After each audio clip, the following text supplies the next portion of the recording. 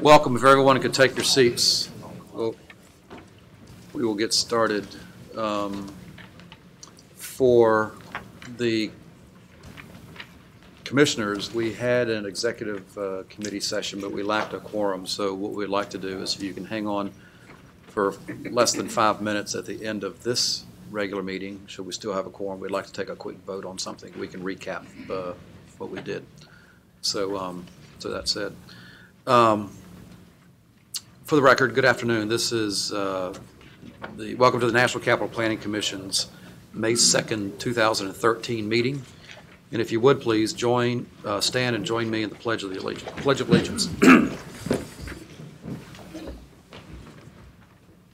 I pledge allegiance to the flag of the United States of America and to the republic for which it stands, one nation, under God, indivisible, with liberty and justice for all. Thank you. I would note for all in attendance that today's meeting is being live streamed on the NCPC website. We do have a quorum now, and so we'd like to go ahead and call the meeting to order and proceed along the lines of the agenda that has been publicly advertised. Agenda item number 1 is the report of the chairman, and I have kind of 2 items. One, just as an FYI, about 2 weeks ago, Commissioner Hart and I and Dorothea Bush and Jennifer Hirschman, 2 staff members, had the opportunity to tour the Arts and Industries building, kind of a hard hat tour, which is pretty extraordinary as to what's going on in the renovations of the interior and the shoring up of the masonry and such. So as we know, that building has been proposed for various uses, and so we'll see where that goes. Second item is that yesterday the Southwest Eco District Task Force met. We had a very good meeting where we looked at things are starting to come together. We're starting to put kind of details to what has been theory to date in all of our planning efforts. And we looked at 3 scenarios in terms of economic modeling and how this may play out. And I would say just generally that the recommendations that this commission voted on when we adopted the plan, or when we adopted the vision, what looks like the recommendations could be, continues to have strong potential. The Federal Triangle South area, it's looking like, again, preliminary analysis, that there will be economic and other benefits to GSA, the federal tenants, the district, and potential developers. The tax proceeds, if they're capitalized, are able to nearly fund the infrastructure costs, and so things are shaking out pretty nicely there. We also looked at street grid connections and the potential stormwater management approaches for the 10th Street. Connections to Banneker Park, to the waterfront, and so all of that is starting to come together very nicely. Of course, many of the affected stakeholders in the district and federal government were present. And on that, in terms of Federal Triangle South of the Southwest Eco District, some conceptual design work will come before us and CFA in June, and that there will be on May 21st a public meeting on conceptual design work here at NCPC. And then the other item for your consideration is that in June we are trying to put together a visit to St. Elizabeth's to look at the West Campus and get a kind of a hard hat tour to date. As you know, the Coast Guard headquarters is coming together quite nicely. The President's budget has in it a little over $92 million, almost $93 million for ongoing construction efforts at St. Elizabeth's. And so I can give some of you more specific details on the budget should you wish. With that, there ends my report. Any questions? Hearing none, can we go to agenda item number 2, which is the report of the Executive Director, Mr. Acosta? Thank you, Mr. Chairman, and good afternoon to you all. Just have a few announcements that I'd like to make. In addition to the Southwest Eco District public meeting that we'll hold on May 21st, there are a number of other meetings that we'll be holding this next month on a number of our projects. First of all, before you, you'll see that NCPC and the District Office of Planning are holding our initial round of public meetings as part of our congressionally requested hydro building study. The first 2 meetings will be held on May 13th at the Petworth Library and on May 18th at the MLK Library in downtown DC. In addition, we'll hold 2 additional meetings in early June to be determined, although we'll hold one in Anacostia and the other one in downtown DC. We'll post details on those meetings once they are confirmed. You'll find further information on the NCPC website. Also, on the evening of May 29th, NCPC is also hosting a public scoping session for the National Park Service Draft Environmental Assessment Study of Pennsylvania Avenue between the U.S. Capitol and the White House. Again, that meeting will be here at 6:30 in the evening on May 29th. On June 11th, the staff will hold a public meeting on the draft update to the foreign missions element of our comprehensive plan. That will also be in the evening here at NCPC's office on June 11th. You'll find on the consent calendar, staff is requesting approval to release the draft update to the public for a 60-day public comment period. In terms of personnel news, we extend our thanks and best wishes to Christian Videra, NCPC's webmaster and new media manager, as he relocates to Hong Kong. Christian introduced a number of innovative online public outreach tools, including interactive web pages for the Southwest Eco District, Memorial Map, and Heights Master Plan. We wish Christian all the best. Finally, NCPC welcomes Stephen Morgan as our new webmaster and media manager. Stephen, please stand. Steve previously worked for the Armed Forces Network at March Air Reserve Base as Chief of Radio Operations, and in Yongsan, Korea, as a public affairs specialist. He had served with the U.S. Army and retired with 20 years of service. And we welcome Stephen to NCPC. Welcome. And that concludes my presentation, Mr. Chairman. Thank you. Are there any questions for Mr. Acosta? Hearing none. Agenda item number 3 is the legislative update. And Ms. Schuyler? Thank you, Mr. Chairman. I do have 2 items on which I'd like to report. The first is House of Representatives Bill 503, which is the National Desert Storm and Desert Shield War Memorial Act. This bill, which was introduced in February, authorizes the National Desert Storm Memorial Association to establish a commemorative work on federal land in D.C. to commemorate and honor those members of the armed forces who served on active duty in support of the war. As I said, it was introduced in February. It is currently in the House Committee on Natural Resources. This bill is very similar to one that was introduced in the 112th Congress last year's session. The second item is H.R. 915, which is the Peace Corps Commemorative Act. This was introduced in late February. It authorizes the Peace Corps Commemorative Foundation to establish a commemorative work on federal land in D.C. to commemorate the formation of the Peace Corps and to honor the ideals upon which it was founded. It was, as I said, introduced in late February. It is currently in the House Committee on Natural Resources and the Committee on the Budget, and there were similar bills to this introduced in the 100th and 11th and 112th Congress. That concludes my report. Thank you very much. Any questions for Ms. Schuyler?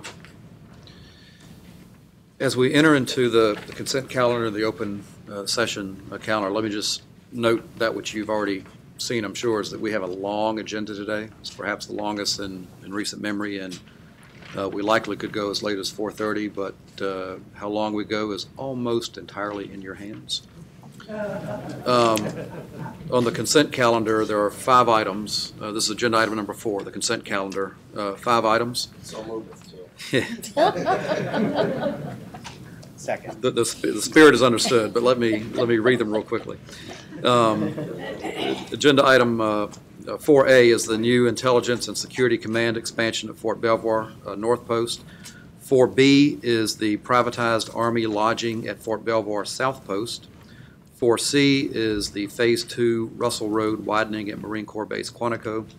4D is the Sprint antenna improvements at existing telecommunications facility at USDA the Henry A. Wallace Beltsville Ag Center. And last, agenda item 4E is the foreign missions and organization element amendments to the comprehensive plan. So move, Mr. Chairman. It's been moved and seconded. And there are any questions? Hearing none. All in favor of the 5 items on the consent calendar, say aye. Aye. Opposed, no. Consent calendar is adopted. Agenda item number 5A is the Phase 2 Centrum at the Intelligence Community Campus, Bethesda, ICCB. And we have Mr. Detman.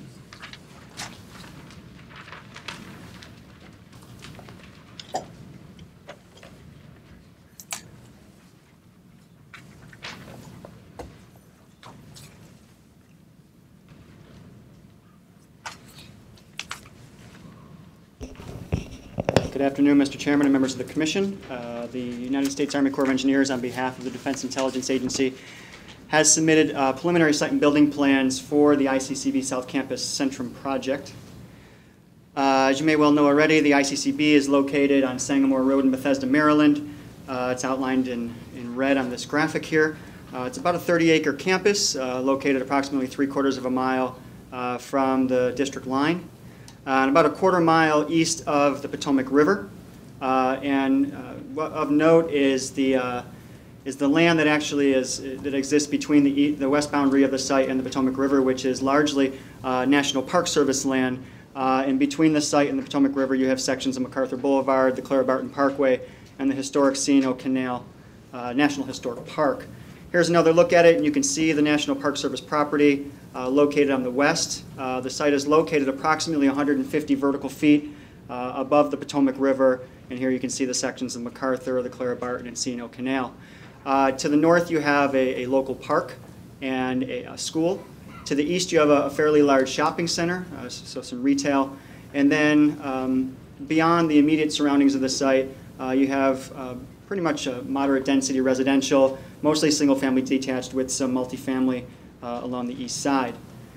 By way of background, as you know, the site has a history as a federal facility dating back to the 1940s. And over the course of the 70-year history of the site, it's grown to about 30 acres and currently contains just over 700,000 square feet of office space, 12 acres of surface parking, which is approximately, the site is 67% impervious. The current owner of the site, which is the Office of the Director of National Intelligence, took over the site from the Army and is now in the process of redeveloping the site as a new intelligence community campus. As part of that effort, a master plan was prepared, which was approved by NCPC in February of 2012, and it breaks the redevelopment of the site into 2 phases or 2 components. One is the North Campus improvements, which was reviewed and approved by NCPC in July of 2012, consisting of a multi-level parking facility, a visitor control center, and a vehicle inspection facility. That phase of the project is currently under construction. The south portion, or the South Campus improvements, is currently getting underway with the first project that's before you today, which is the Centrum project, which is a critical piece to transforming the South Campus improvements from an existing collection of disparate buildings that are outdated and poorly connected into a state-of-the-art interconnected complex for use by the intelligence community agencies. So here you see an aerial photo taken from online showing the existing conditions of the site with the parking garage under construction and the remaining ongoing North Campus improvements. What you also see here outlined in orange is the limits of disturbance of the Centrum project, which is approximately 130,000 square feet. Within that limits of disturbance, 80% of that area is impervious, largely taken up by a surface parking lot, an internal roadway that runs between Abear and Roberto Hall, and as well as Abear Hall. In order to construct the Centrum, Abear Hall will have to be demolished, and the Centrum will be constructed within that area.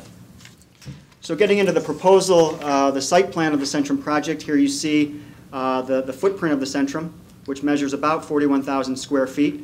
And then in total, the Centrum will provide about 225,000 square feet of building space spread out on 4 levels with a full basement. The Centrum is envisioned to be the main circulation spine for the South Campus, tying together the buildings that are proposed to be retained, Erskine Hall, Robideau Hall, and Morey Hall. It's also going to provide some campus-wide amenities, as well as, again, some office space for about 350 employees. Connections to Erskine Hall and Robideau Hall will be accommodated through glass enclosed walkway, which allows those two buildings, which actually have some historic significance, to continue to read as their own individual masses. The roof of the Centrum will be improved with a 3,600 square foot green roof located over the loading dock. And I'll note that in the basement of the Centrum, as currently proposed, there's going to be a 20,000 gallon cistern used to collect rainwater from a portion of the Centrum roof. In terms of site improvements, 4 plaza areas are being proposed. There's one on the north, or the main entry plaza, which will receive visitors from the visitor screening facility as well as employees who use the parking garage. On the south side, there's going to be a ceremonial entrance, which will be used to receive visiting dignitaries or special guests that arrive using this driveway, the elliptical driveway that surrounds what is considered to be a historic landscape. There's an assembly court along the west side overlooking the mature parkland to the west. And then finally, there's a wellness garden, which is located here. I think the wellness garden is envisioned to be an employee amenity, and it will be secured with a decorative anti-climb fence. Rounding out the site improvements are 3 microbial retention areas, which are located in this area along the east side of the Centrum building, and I'll get into the design and the capacity of those as I get further into the presentation. Upon completion, there'll be roughly a 12% reduction of impervious surface within the Centrum area project. I mentioned that the Centrum will contain some campus-wide amenities, and I just wanted to show you a couple floor plans showing those. On the main level will be a 500-seat auditorium located down in the south wing of the Centrum, and a 100-seat conference center located along the main circulation spine here. And then on the 4th level will be about a 500-seat cafeteria, again along the south wing of the Centrum, with an outdoor area that overlooks the parkland to the west. In terms of the exterior treatment of the Centrum, as you know, the Centrum is being informed by a larger campus-wide architectural concept that was presented to you in March of this year, and that the applicant hopes that it can carry out in further phases. There are roughly 4 exterior materials that make up the Centrum. Along the lower level, the building will be clad in a locally quarried gray slate in areas of the building where the building program don't allow for transparent windows to be used. On the upper levels, there'll be a combination of glass curtain wall and a pre-finished aluminum panel system with patterned window openings that is currently contemplated to have a range of different copper tones. And then the roof will use a metal screen system to screen the penthouse enclosures. So here we see a rendering and an elevation of the north side of the Centrum. This is the north wing. And here you can see, again, the materials with that gray slate material along the secure portions of the lower levels, the glass curtain wall system, and the aluminum panel system with the patterned window openings. You're looking at an elevation of the north plaza entry. Here you can see on this bottom graphic that the Centrum will actually rise to about 60 feet above grade, from grade to the roof, and then 72 feet to the top of the penthouse for the Centrum as currently designed. You can see that the Erskine penthouse in the background is still about 20 feet higher than the top of the penthouse for the Centrum. And then here we're looking at the south wing of the Centrum. You can see the assembly court with the enclosed glass walkway over to Erskine Hall. This is the cafeteria area with the outdoor dining, and you can see the proposed green roof over the loading dock area. In terms of our staff's analysis and its assessment for conformance with the comprehensive plan, overall, staff's very supportive of the proposal. We've determined that the project is not inconsistent with several of the policies in the comprehensive plan, especially those in the federal workplace and the federal environment elements. The Centrum project, it advances the redevelopment of this existing federal facility and utilizes multiple environmental site design or ESD strategies to handle stormwater. It's worth noting that not only does the project meet applicable state and federal regulations pertaining to stormwater management, but it actually exceeds those regulations, which I'll detail in a moment. Generally speaking, the height, massing, and the bulk of the Centrum project is consistent with those structures that are proposed to be maintained on the site. And in comparison to what currently exists, it's certainly a substantial improvement. And in comparison to what was proposed as a general concept in the master plan, staff feels that the current massing and the current design does a much better job of responding to some of the development patterns that take place across Sangamore Road. So in terms of its compatibility with its surroundings, it's certainly it's a refinement of what was shown in the master plan.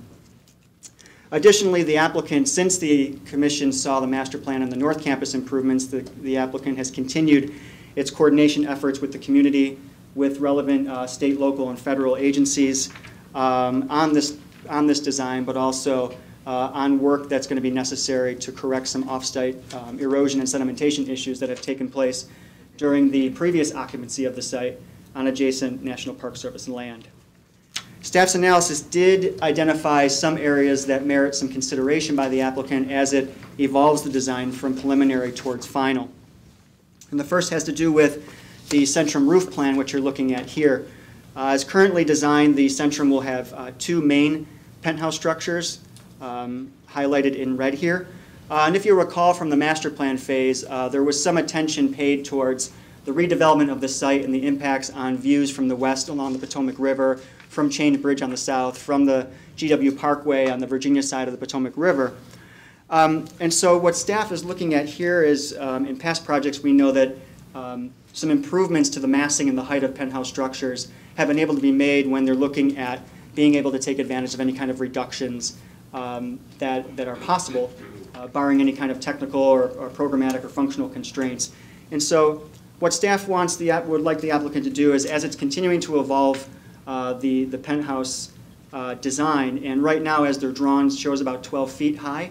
We understand that they may have grown a little bit since the submission, but as the design has evolved towards final, we want to make sure that we hold them down as much as possible, both in their massing as well as their height, so that any potential views from the west as well as from the east, from Sangamore Road, is kept to a minimum. Next is the proposed green roof, or the extent of the green roof that's proposed above the loading dock. Right now, as I mentioned, it's proposed to be about 3,600 square feet, but the Centrum project has an overall footprint of 41,000 square feet, and given the multiple benefits that you can gain from a green roof, not only stormwater management, but also urban heat island mitigation, building heating and cooling, as well as providing some habitat, we'd like the applicant to explore the opportunity for expanding the green roof to a larger percentage of the cistern, or to the Centrum rooftop. And keeping in mind that this project is part of an overall redevelopment effort that's going to pull all the buildings together. So thinking campus-wide, the ability to extend the green roof to the roof of the Centrum will open up capacity inside the cistern that's in the basement of the Centrum, as well as capacity in the surrounding microbial retention areas that can actually receive water from other parts of the campus. And in doing that, and looking at the final storage capacity of the cistern, staff is recommending that the applicant take into consideration the total estimated runoff from the South Campus buildings, as well as the anticipated gray water reuse for internal building systems when it's finalizing the storage capacity of the cistern that'll be in the basement of the Centrum.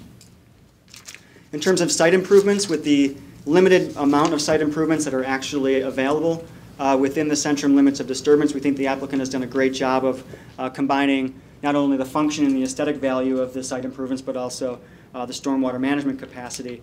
On the south side, considering what currently exists, the ceremonial entrance we think is a very nice improvement to the campus, and its location is fitting given its location in proximity to the assembly court on the opposite side of the glass connector to Erskine, and its proximity to the auditorium. The assembly courtyard will provide a nice amenity for not only daily activity for the employees, but also for holding special events. And again, its location adjacent to the auditorium is appropriate. And then on the north side, the north entrance has a nice relationship to the visitor control facility, as well as the employee parking entrance. It's worth noting that staff is also recommending that as the site design is finalized between now and its next submission phase, staff would like the applicant to take a look at the feasibility of utilizing permeable pavements on the pedestrian paths in the courtyards wherever feasible. We did make some observations on the proposed wellness garden.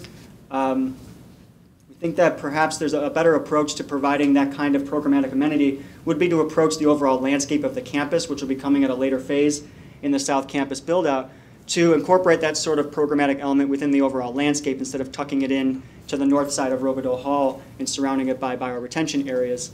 Not to mention that considering that this is going to be a very secure facility with a secure perimeter, the need for the anti-climb fence doesn't seem absolutely necessary. And so if the wellness garden is considered to be a programmatic absolute for the Centrum project, we're recommending that the applicant find a less intrusive way on the landscape to secure this area. And then regarding the microbiome areas, the stormwater management, currently 3 of them are being proposed, and they've been sized to slightly exceed the MDE standard for stormwater management for redevelopment projects.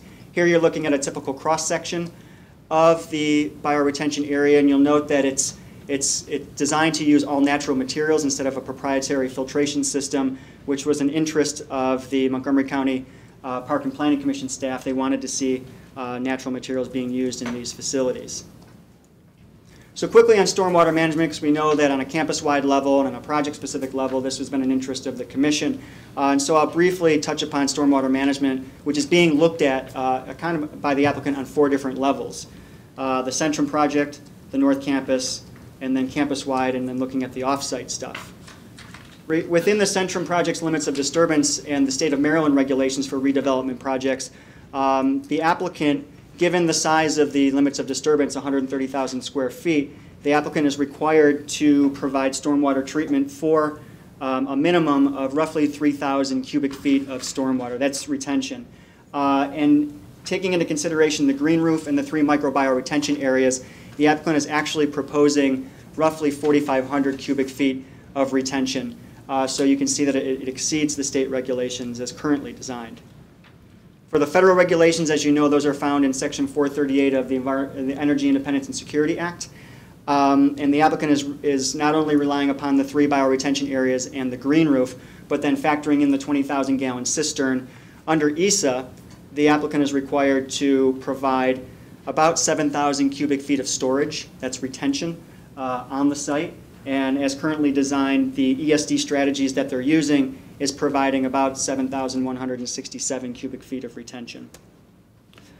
And so three other stormwater-related issues that are not specific to the Centrum project, but are not totally exclusive from them as well. Just to give you an update on, as you know, the North Campus improvements are currently underway, and that's covered by a stormwater permit that was issued by MDE back in January of this year. As a condition on that permit, the applicant was required to conduct a study that investigated, designed, and constructed repairs to off-site erosion and sedimentation damage that has occurred to Park Service land in the past. The applicant did conduct that study and delivered that study to MDE on April 11th of this year, and MDE is currently reviewing that. It's worth noting that that condition not only required the study, but it did say that the repairs needed to be at a minimum commensurate with the level of responsibility of the off-site erosion associated with the site. As committed to by DIA during the master plan phase and as requested by Commissioner May at the March information presentation, the Park Service and DIA have made substantial progress towards putting in place a memorandum of understanding that will frame out the working relationship between the 2 agencies to look at correction of the off-site stormwater erosion and sedimentation damage. And then finally, at the request of staff during consultation for this project, the applicant is in the process of finishing up a campus-wide stormwater management plan that's not only going to look at environmental site design strategies and opportunities for the South Campus, but it's actually going to go back and revisit the North Campus to see if there's any opportunities for retention on that part of the campus. So it's also going to address state and federal regulation compliance, and then also provide us with a tool to review individual projects in relation to a campus-wide perspective. And so with that, it is the Executive Director's recommendation to approve the preliminary site and building plans for the ICCB South Campus Centrum project, commend the applicant on the architectural concept that is developed for the South Campus, and encourage the applicant to incorporate elements of that campus that concept into the North Campus, to commend the applicant for its use of ESD strategies to manage stormwater runoff and finding that the project complies with applicable federal and state regulations, to request the applicant to consider the site and building plan modifications that I just described to you and that are listed before you here. They're in the EDR. I won't go through them again as I've already presented them. To request the applicant to provide the following information with its submission for final review. Responses to the Commission's suggested site and building plan modifications, any responses to comments provided by the Montgomery County Planning Board or MNC PPC staff. The applicant is working with them to set up a formal presentation to the Planning Board. An updated stormwater management plan. So as they evolve the ESD on the site and the stormwater management strategies, if the numbers change, we'd like to see the updated numbers. And then finally, a campus-wide stormwater management plan showing ESD opportunities and potential capacities on the north and south campus, and also documentation addressing the federal stormwater regulations compliance. And finally, to make the following notes, that the applicant continues to work with interested and affected federal and state agencies and interested community stakeholders to address off-site stormwater erosion and sedimentation, that the applicant has recently completed a study to ascertain impacts of off-site stormwater runoff erosion and sedimentation to adjacent NPS property pursuant to an MDE condition, and that progress is being made towards establishing an MOU between the owner of the site and the National Park Service for purposes of correcting downstream channel erosion and sedimentation to adjacent park property, that the applicant is encouraged to finalize that MOU prior to submitting the project for final review. With that, Mr. Chairman, that finishes my presentation. I'm happy to answer any questions. Thank you, Mr. Detman. We do have 3 folks signed up to speak. If there's no objection, can we proceed straight on to the public comment section, and then we'll return for a full discussion among us. So the 3 who have signed up to speak are in this order. Ms. Nicole Lurie, Mr. David Berg, and then third, Mr. Harold Fole. Is Ms. Lurie here?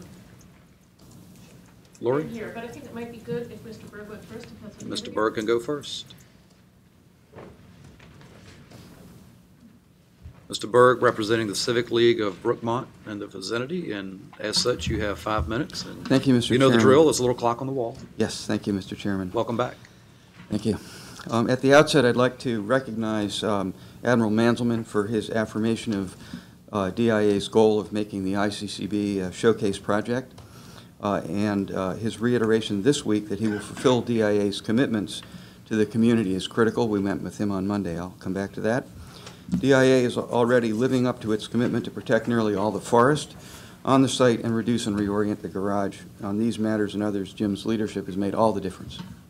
It's also important to recognize NCPC staff for its dedicated and careful investigation of the project, including vetting the community's concerns, so we really appreciate that. Regarding the Centrum project, we join the executive director in complimenting the Centrum design, as well as the applicant's plan to make use of ESD techniques to improve stormwater management on the site, at least on this part of the site, although they didn't do it on the north campus. However, we do have a few significant concerns about the Centrum plans and related stormwater management plans, nearly all of which the staff has recognized. Nikki will cover some of those. First is the lack of an overall stormwater management plan for the site. This leaves us all, actually, to consider in a near vacuum stormwater planning for this small part of the site, less than 10%, as well as for remediating and preventing damage off the site. The 2 small size of ESD features planned for the Centrum project were already noted, such as the green roof that covers less than 6% of the roof of the Centrum building. Third is the lack of an analysis showing that the Centrum project will do its part to protect the mid-site stream from future damage despite compliance with MDE regulations. There's no analysis of that point. And fourth, the inclusion, frankly, of prejudicial, erroneous statements, again, in the general description of the site, such as that the site, quote, drains to the west towards 3 different natural stream valleys. That statement is completely false, and it's been known for 2 years now that that is. So we suggest that you ask for all of these concerns to be addressed in DIA's final Centrum plan in July. Turning to stormwater management, which includes prevention, of course, and remediation on and off the site. This past Monday, the community's Stormwater Committee met with Jim to discuss our serious concerns, which include the failure of the site team to fulfill its commitment to remediate the North Stream on the campus, and that was approved by MDE for some strange reason. Also, the need to improve our opportunity to comment before documents are final, which we've not had the opportunity to do in the better part of a year now. The meeting with Jim last Monday, however, was one of the most positive we've had with the project team, and I can't emphasize that too much. The key point in this meeting, which I really want to draw to your attention, is that DIA reaffirmed its institutional commitment to seek all funding needed to, quote, correct off-site erosion problems, which includes sedimentation, frankly. And that translates to repairing existing damage and protecting against future damage. So we hope that DIA will today reaffirm this commitment in this meeting. So far, it's Jim and 2 letters to the community. It needs to become institutionalized. That's a critical step. And one way of doing that that's very important is to accomplish that in the MOU, which will be the primary vehicle for coordinating DIA and NPS collaboration on the remediation and prevention work. The next important step would be for DIA to incorporate this institutional commitment into the MOU with NPS. To stimulate this critical step, we ask that NCPC amend the EDR to ask DIA and NPS to add the appropriate language to the MOU. We recommended this step weeks ago to DIA with a copy to NPS in our comments on the MOU, but DIA staff has not responded to our comments at all. It would be, so it's to you now. It would be very positive if you note in today's action that DIA acknowledges and reaffirms its commitment, assuming they do, and ask DIA to include the institutional commitment in the MOU. We also suggested to DIA that it extend the warranty period in the MOU to match MDE's 10-year storm regulatory horizon. The draft only says 3 years. Rather than outline the litany of concerns we continue to have about the project, I'd like to stop here, staying focused on the handful of positive steps that NCPC might take today to promote implementation of the commitments to the community for the betterment of the project and the entire National Capital Area. And so most importantly, please ask DIA to include the institutional commitment in the MOU. Thank you very much. We'll come back to some of the items that you brought up, but let's proceed on. Ms. Lurie, welcome. Great. Thanks for the opportunity to come back and talk with you today. As you have heard, I think an awful lot's happened since we last spoke. The garage is going up, and we too are so pleased that there was final agreement on the design that preserved the forest and other aspects of the environment. And as you have heard, the community has remained very engaged and has ongoing significant concerns about the stormwater management while we applaud so many aspects of the Centrum. I want to reiterate the continued how great Mr. Manselman has been, really, in his continued commitment to work with us to find the resources for mitigation. Unfortunately, though, his words have not always consistently been matched by the actions of his staff. And that causes me, quite honestly, really great concern. And it highlights, I think, for us, the need for a very firm institutional commitment, as you just heard from David, from both the ICCB and the DOD, beyond one that rests on the very strong personal commitment that he's made. You know, I don't wish him any harm at all, but should he get hit by a truck, we would be up a very eroded North Creek. It also highlights, I think, the important role that you as NCPC play in the ongoing monitoring of this project and really ensuring accountability. So I want to also highlight a couple of events over the past year. And the most encouraging, as you've heard, has been Admiral Manselman's commitment and comments. And I, too, really want to ask that you help institutionalize them and ask that you amend the EDR to ask that the fulfillment of the stormwater commitment be included in the MOU with the National Park Service. We will recognize, however, and I think we all do, that an MOU is not binding. And so I would also ask you to consider whether there are additional steps that you might take that could ensure accountability here going forward. On the positive side, there's been outreach and communication, and the community has been given opportunities to review documents on site. As I think you just heard from David, unfortunately, many of those opportunities have come way too late in the process after the documents have been finalized. For example, the community was not permitted to review the scope of work for the assessment of prior erosion, despite multiple requests. And staff flat out refused to share a draft of the report so the community could comment constructively and on a timely basis before it was finalized. Unfortunately, the analysis does not comport with the community's assessment of the situation. I'll say collectively, many of us have spent hours measuring the stream bed, inspecting patterns of roots and erosion, and we found substantial evidence that directly conflicts with that of the contractor's assessment. We also have the poison ivy to show for it. Given this situation, we really have to ask the ICC team to withdraw the report and to repudiate its conclusions, and to provide strong written institutional commitment to the remediation of the damage regardless of the apportionment of responsibility, as well as to prevent future harm. I know Mr. Manselman has suggested that we provide comments to NDE on the final report. It might make more sense for them to withdraw the study and amend it appropriately before it is considered final. An initial concern is a plan for the North Stream bed, and we've heard various ideas about this. I'll tell you that the thought of large concrete blocks and riprap makes me shudder. Obviously, our neighborhood has already experienced a significant environmental and aesthetic assault with the parking garage. And while, yes, it could have been a lot worse, and we thank you for your interventions here, it is still quite intrusive. We want to make sure that the stream bed is remediated, will be restored to a natural and not man-made appearance, consistent with what the National Park Service has been able to achieve in places like Rock Creek Park. In conclusion, I really want to, again, commend Mandelman. We'd really like to build on the example and the tone of collaboration he has set in working together. We hope that others can join in that spirit of collaboration more fully going forward with more transparency and review of plans on a timely basis. And in the interim, including the MOU, the fulfillment of the commitments in the MOU with the Park Service would be a great step forward. Thank you. Thank you very much. Let's go ahead and hear from Mr. Fall, and then we'll invite Mr. Manselman up to talk about some of this as well as we return the discussion to the panel. Mr. Fall, welcome back. Glad to be here, and thank you for the time. My comments echo substantially what's been said already, but they're very brief.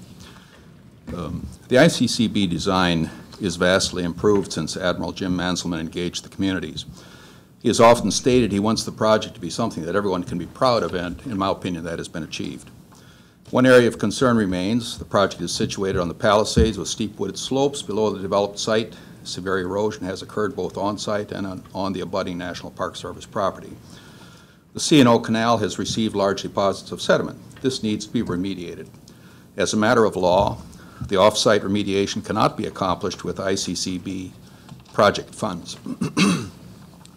Admiral Manselman has made a commitment to us to fully fund the off-site remediation. Over the course of numerous meetings and design revisions, we have collectively come to trust him and have every confidence that he will carry out his commitments to us. We have a very high opinion of Admiral Manselman, as has been noted by my predecessors here. The remediation will be accomplished through a contractual agreement by ICCB with the National Park Service that is under negotiation at present. Our concern is that life is uncertain, and if Admiral Manselman no longer has oversight of the project, his successor may have limited awareness of or concern for the community commitments that Admiral Manselman regards as ironclad. It may be that the agreement with the National Park Service is a tool that can be used to codify the relevant commitments to the community, or perhaps some other means. Therefore, I recommend that the Commission provide approval requested by the ICCB with a caveat that relevant commitments to the community regarding remediation of erosion be incorporated into the NPS ICCB agreement, or an alternative, if feasible, thereby providing a contractual document that successors to Admiral Manselman will be guided by and that will hold them to his high standard. I've been deeply involved since the community engagement with ICCB commenced. The revised ICCB is a project that indeed we can all be proud of. Without the engagement of Admiral Manselman and his staff, and without the support of you commissioners and your staff, this could not have been accomplished. On behalf of the entire neighborhood, thank you very much. Thank you very much. That ends our public comment period, and as we return the discussion to the Commission, I'd like to invite up Admiral Manselman to address any comments that have been made today. A little bit of hero worship going on. Good afternoon. I was going to ask, could I get a copy of the tape for my mom? Welcome back. And secondly, the sooner the better, because in case I do get run over by a truck, I'd want to get it down. Sir, thank you. And to board members, thank you very much for having me here. Let me say this, and this goes with the National Park Service. We've been working very closely with Ben Hellwig there. We started a drafted agreement like you normally do. Ben's folks and his team have looked at it, and we got that back about a week ago. We clearly are going to repair, remediate, fix that hillside, and I'm going to seek the funding to do so. I talked to Shane about that late yesterday afternoon, and we're on track to do that. I think I recognize the channel study that was done and was asked by MDE, and David, pointed out discrepancies in there, and I know the neighbors have walked the hillside. I've walked it myself a couple times. In my mind, working with Ben, the real documents that are going to give us the solutions for the remediation is doing the NEPA process, and we'll get to those solutions. NPS, the National Park Service, is going to assist us in that NEPA. With that, then we'll have what needs to be done, and then we can get the work done. Our project goes for the next 2 to 3 years. It will take us the next 2 to 3 years to do this right. The other thing about the NEPA process is it has a process where the community can comment, and there's hearings, things like that along with that. So I'm confident that we can get to the right solution there that meets their objectives, and then do the remediation and be the good neighbor that we want to be on this site.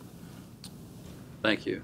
The MOU is being negotiated now. It's in draft. Not really even negotiated. I mean, I think we're on the same page, Right. and the But it's in process is what I'm saying. Yes, sir. Right. You have to start with a draft, and, Yeah, right. and then National Park Service added comments to it, and what we're going to do is we're going to go to a final draft, which we should have back to them here in the next couple of weeks.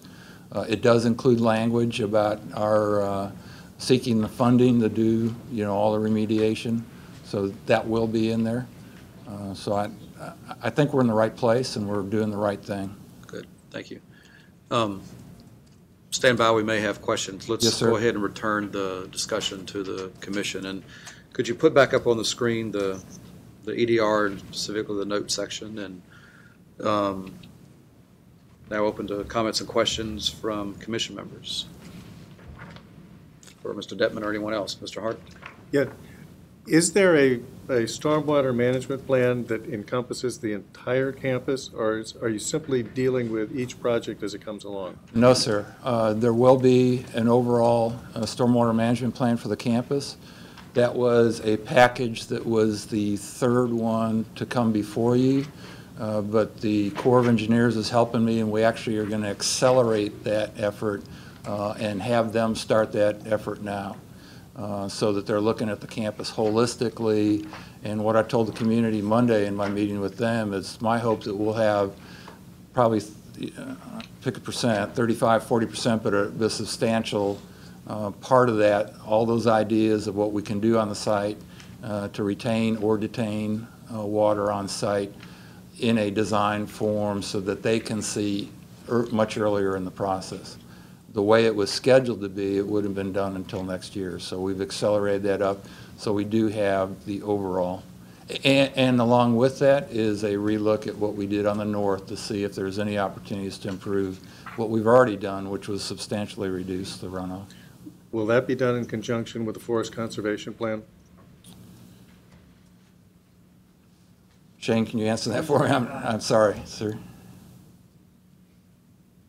They have the applicant already has an approved forest conservation plan with the Maryland Department of Environment. We have the correspondence we can share with you. With that happened back at the master plan, stage. I asked that question because stormwater management has physical impacts that would potentially conflict or complement a forest conservation plan. And I haven't seen any tables or calculations of the afforestation requirements. So I was wondering about that and the coordination with the site plan as well. Yeah, in our recommendation, we're asking that the applicant submit that campus-wide stormwater management plan, which Mr. Manzelman said they're going to accelerate. At the time of the master plan, we didn't have that tool. We need that tool. And so we're asking them, and I've gotten confirmation from the applicant already that that is going to be ready. Their consultant is finishing it up, and it will be ready by the time the Centrum project is submitted for final review at the July meeting. And like Mr. Manzelman said, it's going to go back and look at, if you recall, on the North Campus, it was, at the time, it was very, very limited opportunities for retention. They've learned a lot more about the site since then, and they're going to go back and look at opportunities for retention. Yeah, which argues for a comprehensive Yes, look sir. at the campus, not a piecemeal look. If you go back one slide on the EDR, 31, page 31. Okay. Third bullet point from the bottom. Expand the capacity of the bioretention areas by designing them to store the highest rainfall target technically feasible. What does that bullet mean? So for MDE requirements, since the limits of disturbance is greater than 40% impervious, it qualifies as a redevelopment project. The first thing you have to do is calculate what's the volume of water that they have to retain. The minimum requirement for a redevelopment project is a 1-inch rainfall. So you take into account the horizontal area you have to accumulate water from at 1 inch. And it comes up with 2,900 or 3,000 cubic feet. If you look at what they're providing for a 1.5-inch rainfall. So what this means is, as they're looking at their final plans, see if you can increase the sizing of the microbioretention area to increase the target rainfall that they are going to be providing retention for. The county standard, which doesn't apply to federal projects, is 2.6 inches of rain. We're encouraging them to actually strive to get closer to the 2.6. Actually, if you factor in the cistern, they're somewhere around a 2.4-inch rainfall. So, as they evolve the designs, we want them to actually reach to see as far as they possibly can. Okay, thank you. Other comments or questions? Mr. May? And then Mr. Provencio. First of all, I want to thank Admiral Manzelman for all of his efforts working with Ben Hellwig of the park and, of course, working with the neighbors as well. I want to thank the neighbors for their extraordinary efforts on behalf of the, I'm sure in their own interest, but also on behalf of the Park Service in helping us. It's been a strong group effort, and I appreciate everyone's efforts. I would like to suggest, pursuant to what's been suggested and to what I have heard in terms of the commitments from Admiral Manzelman, I would want to suggest an additional note for the EDR. And I can read this to you now. It says, notes that the Defense Intelligence Agency has reaffirmed its commitment to seek all necessary funding to repair erosion and sedimentation damage to adjacent federal parkland caused during the previous occupancy of the ICCB site, and intends to make this commitment a part of the MOU established with the National Park Service. And I'm reading this now with Admiral Manzelman to see if Yes, sir. you agree with that We language. agree with that. That's exactly as we've been talking about. So Yes, sir. I would like to move that as an amendment to the EDR. It's been moved and seconded. Further discussion on the amendment? Hearing none, all in favor of the amendment, say aye. I'm sorry. Sorry. I was trying to insert some discussion. I'm sorry, please, yeah. It appears that the second note, is it the one immediately above that?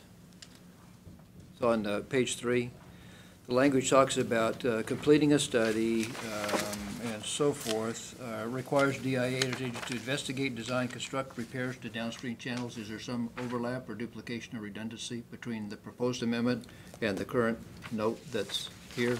If so, does that need to be reconciled? I don't think there needs to be a reconciliation. This is a note having to do with a commitment to seek the necessary funding to do the repair work. The troubling thing to me is requiring, let's see, this is a note as opposed to a requirement. What I'm struggling with is the authority of the council, of the commission, to require a project manager to conduct remediation on an adjacent property that's well beyond the delineation of the scope of their property. I'm fully respectful of the joint objective of ICCB, DIA, and the the National Park Service to remediate land that has been eroded, damaged, and destroyed by nature and previous tenants. But I'm just troubled that this is now a requirement, an obligation, a commitment. That being said, we would, if the authorizers and appropriators at the House and the Senate, we've recently visited them to talk about some of our projects in the National Capital Region. If our authorizers and appropriators are supportive, it's not a big a problem. The challenge is we live and work in austere funding environments, both at the federal and local level. So I'm just troubled. But again, if Admiral Manzelman is going to sign up that commitment and obligate his successors, we can do likewise. For the homeowners community, I can assure you that if these agreements are put in place, then there'll be not only a commitment from DIA, but also the department. And I'm confident that the DOD commissioner would also provide some oversight and encouragement and support as needed. Yes, sir. Well, I certainly appreciate that in light of some recent discussions that we've had at this commission with regard to what goes into the EDRs. But I would just note that all we're saying here is that we're noting the DIA's commitment with this regard and their intention to make it part of the MOU. So I think it's good faith effort. Right. So. Further discussion on the amendment? It's been moved and seconded on the amendment. No further discussion. All in favor of the amendment, say aye. Aye. Opposed, no. The amendment is adopted. Further discussion on the EDR is amended. Further comments or questions? Yes, sir. It's been. I have a few. Please, yes. Mostly very, very positive. This is reminiscent of another project we accomplished in the National Capital Region. We called it the Phoenix Project because it kind of literally arose from the ashes. I'm speaking of the 9/11 damage to the Pentagon. This project clearly got off to a bumpy start, but I was very, very impressed at the number of meetings that are documented in the staff report, creeping up on 30 meetings with the various regulators, with the local community, local jurisdictions, and so forth. I don't know of another project, except for perhaps the BRAC 133 Mark Center project, where there was so much engagement with the regulators and the local community groups to achieve common interest. I was impressed with Mr. Detman's presentation. I tried to listen very closely. I did not hear one reference to the periscope, which was prominently mentioned repeatedly at an earlier concept presentation, I think at our March meeting. A little bit troubled with the one requirement about, it's been clearly established that the project has met the retention requirements, and was it exceeded by more than 50% the runoff requirements, and that's still not good enough. We want to go to the maximum technically feasible. Well, at some point, we get to the maximum technically affordable, again, within the scope of the project. So as long as that's not a formal demand, it's right now it's a request to, I guess if we made a good faith effort and we did the design, perhaps we could achieve additional capacity in future phases of the project. But just concerned again with the scope creep of this particular project.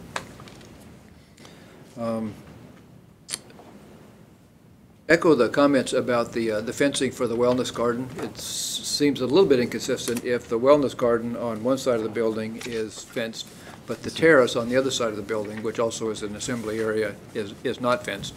Perhaps that could be relooked at. One of the common themes, too, that we repeat each time is the receptivity of the county to signalization along Sangamore.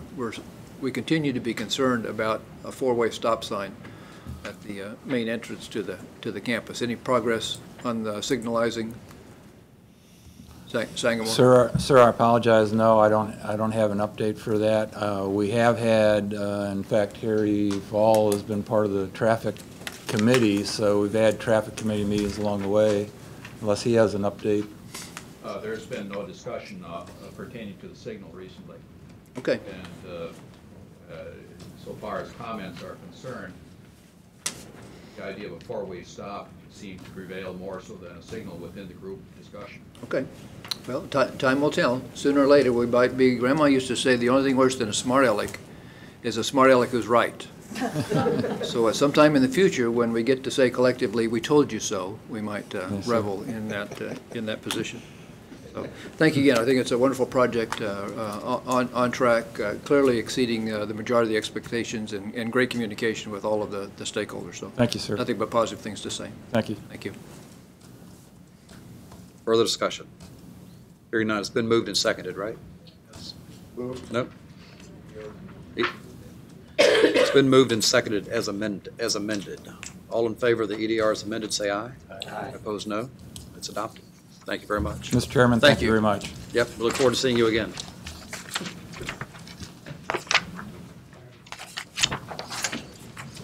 We now move on to item 5B, which is the National Museum of the United States Army at Fort Belvoir, and item number 5C we're going to take together.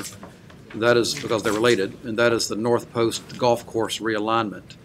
And we have Ms. Kelly.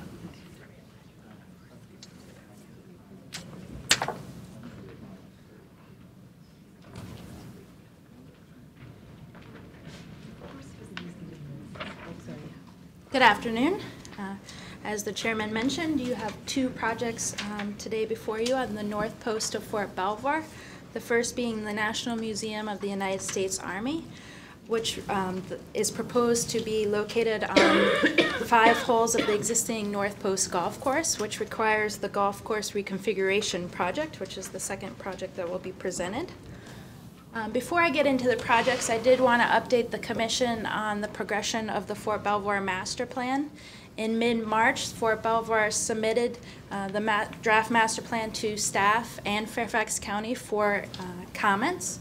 That draft master plan included 3 documents, the first being an overall vision for Fort Belvoir, the second being a standard development plan, which kind of looks at building materials as well as roadway widths and such, but it also includes regulating plans, which looks at different districts within Fort Belvoir at a more micro level than the vision plan.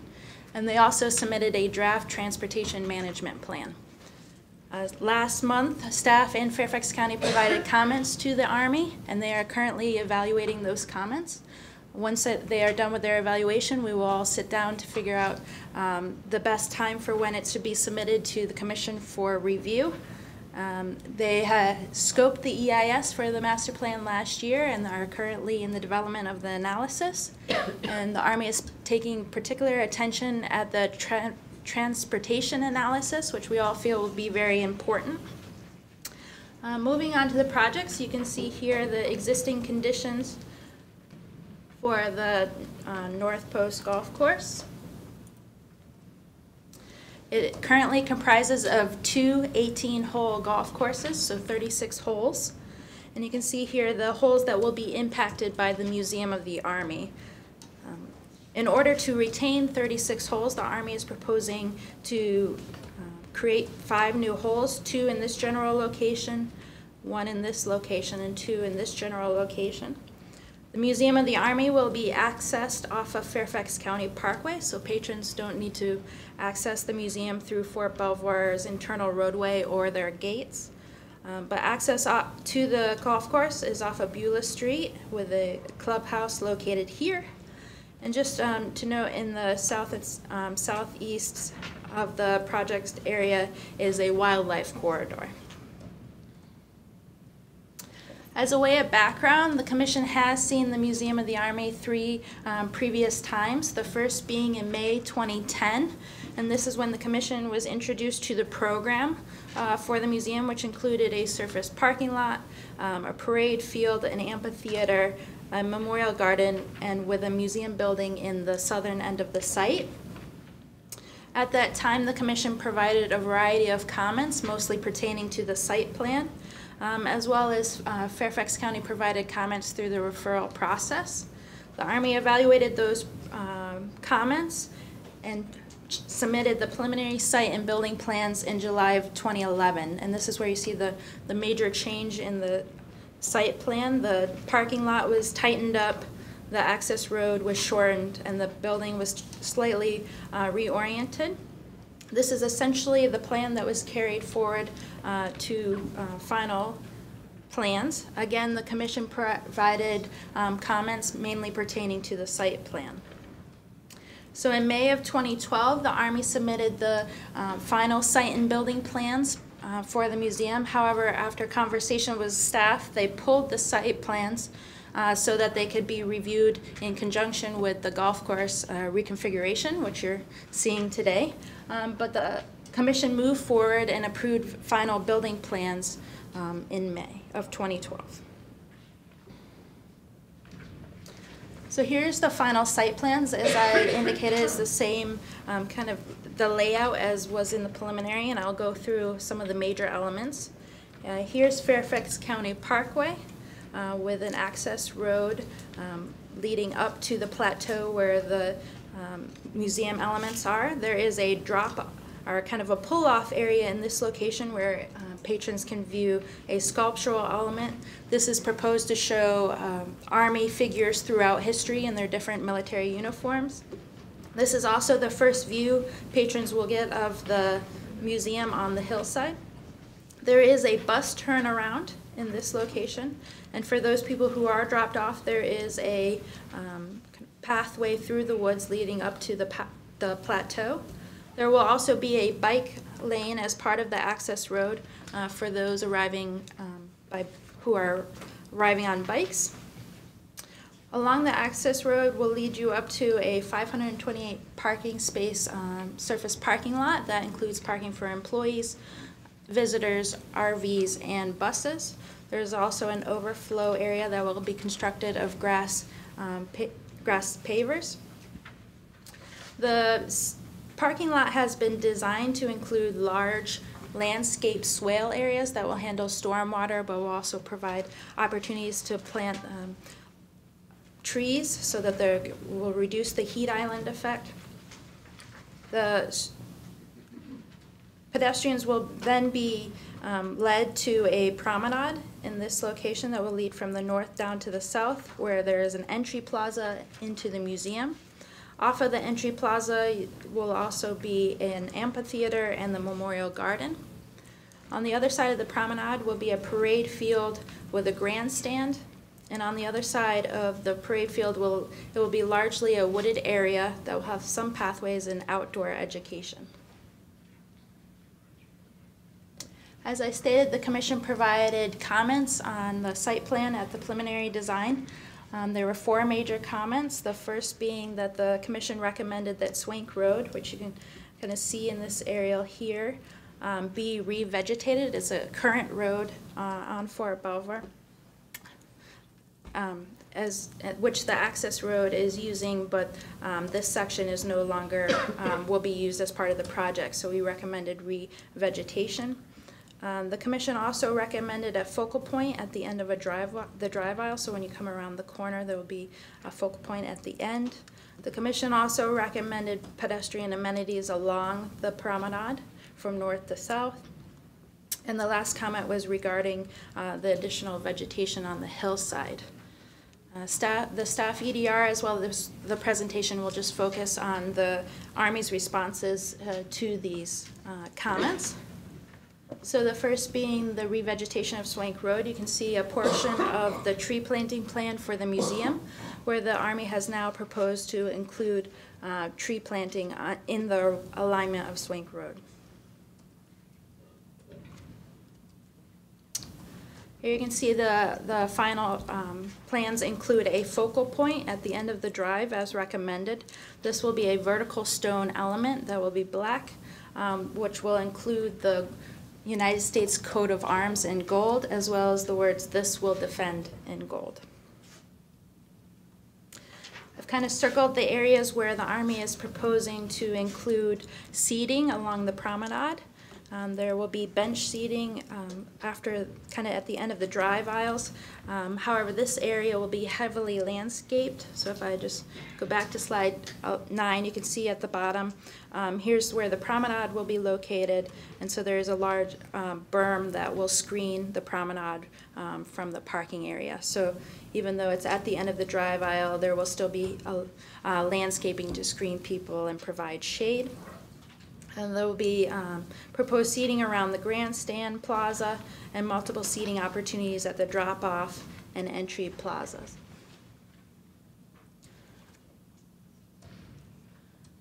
Lastly, the Army provided responses regarding the Commission's request that they evaluate additional landscaping on the hillside. At concept, the Army was proposing to clear cut this area. However, at preliminary, it had evolved to selective clearing. The Commission still requested that additional landscape be analyzed or tree preservation in this area be evaluated. So after preliminary, the Army conducted a balloon test analysis to show the location of the museum on the hillside and what you could actually see. And that resulted in a narrowed view cone. So this, these lines represent the view cone at preliminary, and this is now the narrowed view cone. So that preserved these trees in this location, as well as the Army evaluated the condition of the trees out on the site and have confirmed that they will only remove the trees that are in poor condition, so they will retain the ones that are in good condition in this location. So that resulted in the preservation of 25 trees on the hillside. In the areas where trees will need to be removed due to utilities or their poor condition, the Army is proposing meadow plantings, so meadow grasses and flowers, to stabilize the hillside from erosion. So those were the responses the Army made to the Commission's comments. At preliminary, I would like to now bring up one more element for the Commission's attention. Since preliminary design, staff has met with the Army regarding donor recognition on the site. NCPC does have a donor recognition policy that states that no donor recognition is allowed on the grounds of a museum. However, this donor recognition policy does allow for flexibility as long as the recognition does not detract from the overall visitor experience. So in May, summer of last year, staff met with the Army, and at that time they were proposing a donor paver program that would be 30 inches in width, and it would be part of the promenade. It would go from north down to the entry. As well as the paver is a darker gray color, and they were proposing a white lettering. Staff felt that the white lettering was very prominent and that they should evaluate different colors, as well as evaluate reducing the width of the proposed donor paver width. So the Army has evaluated and that has reduced it from 30 inches down to 20 inches and has changed the color from white to black, which staff feels will be more subtle than what was previously proposed. In order to still raise the same amount of funds as the 30-inch width pavers, the Army is now proposing that the paver system continue all the way down to the amphitheater, which staff supports as it will provide a continuity in the sidewalk appearance. Now moving on to the golf course reconfiguration project, you can see here the museum's location and the proposed new golf course reconfiguration holes. As I stated, the golf course is 36 holes currently. It is comprised of 2 golf courses, the Woodlawn course, which is mostly in this eastern section, as well as the Gunston course, which is the course that is impacted by the museum's location. However, all the golf holes will be renumbered, as the Woodlawn course is receiving 3 new holes and the Gunston course is receiving 2 new holes, as well as receiving 3 of the existing Woodlawn holes. The design intent is to maintain the current difficulty that is out there today. I just show a little what is proposed for Woodlawn 13 and Woodlawn 14. You can see the tee boxes, as well as there's the rough and the fairway and the green. There will be a few traps at each hole. There was also a new asphalt pathway that is proposed around the holes.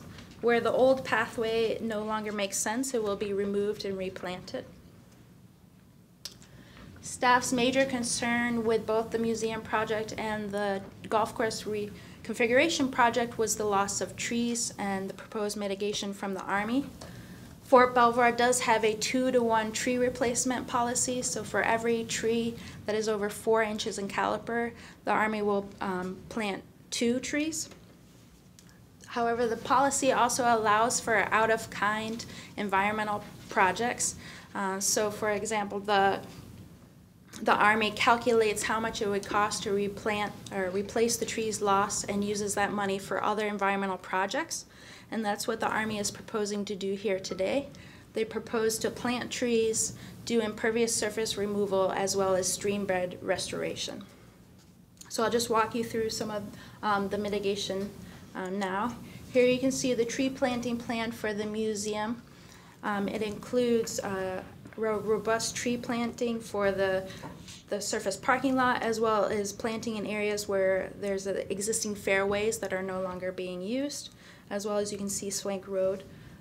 This is approximately 1,200 trees, or about 5 acres of new trees that the Army will be planting.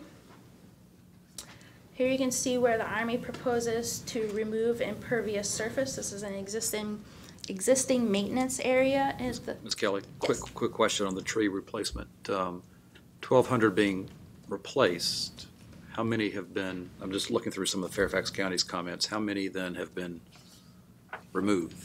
Right, it's about 45 acres. At 258 trees per acre? Right. So here's an existing maintenance area that will be removed, as well as you can see I've kind of overlined it with the yellow line, but this is the alignment of Woodlawn Road, and this is Woodlawn Road at the intersection of John J. Kingman here. The Army is proposing to reduce the width of Woodlawn Road from 24 feet down to 12 feet. So it will now become a multi-use path and will only be used for emergency vehicles. Staff is very supportive of the reduction in the width here, as it is reducing the amount of impervious surface that is in the wildlife corridor. So with the reduction in impervious surface, it's about 2 acres in net decrease of impervious surface. In the areas where they're removing impervious surface, the Army will plant trees, and so there's approximately 3 acres of trees that they will be planting on the golf course property. Lastly, the Army proposes to restore 3,000 linear feet of stream bed, approximately 1,700 linear feet in this location in the golf course property, approximately 972 feet near the PX, and 400 feet near INSCOM. This is currently the Mason Run stream bed, which originates on Fort Belvoir, and the Army has gone out and evaluated Mason Run and has determined that this is the highly destroyed stream bed, and with restoration it will provide wildlife habitat as well as water quality. Before you go on, I'm sorry to interrupt. More than 11,000 trees lost and just over 1,000 trees replaced. With the other mitigation efforts, has Fairfax County opined on the overall mitigation plan? No, They think what's otherwise proposed is equitable to not replacing 8, 9, 10,000 trees? They saw we referred the project at concept as well as preliminary, so they saw the tree planting plan at preliminary, but I haven't heard if the Army has reached out since then. Okay, thank you.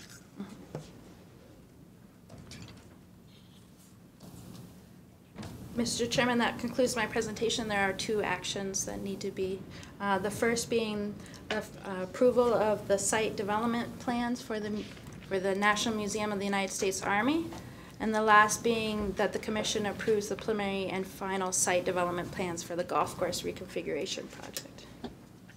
And Mr. Landgraf is here from the Army. He might be able to answer any questions regarding mitigation. Chris, do you have any comments on any discussions with Fairfax County, where Fairfax might be? We have discussed our update to our policy for tree restoration regarding stream restoration, and we actually have used that during the BRAC process, and Fairfax County was very supportive of the ecological benefits associated with stream restoration in lieu of not having the ability to replant, what would amount to 45 additional acres somewhere. Right. Fort Belvoir, as I have pointed out to the commission before, is 70% forested and 84% open space and green space. 14 additional percentage points of our 8,500 acres is in open space or recreational fields for our MWR activities.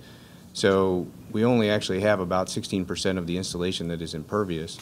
And it's difficult for us to find a place to replant Right. 45 acres of trees. So as part of, as Ms. Kelly pointed out, as part of the tree policy amended, we look to doing these benefits with ecological improvements.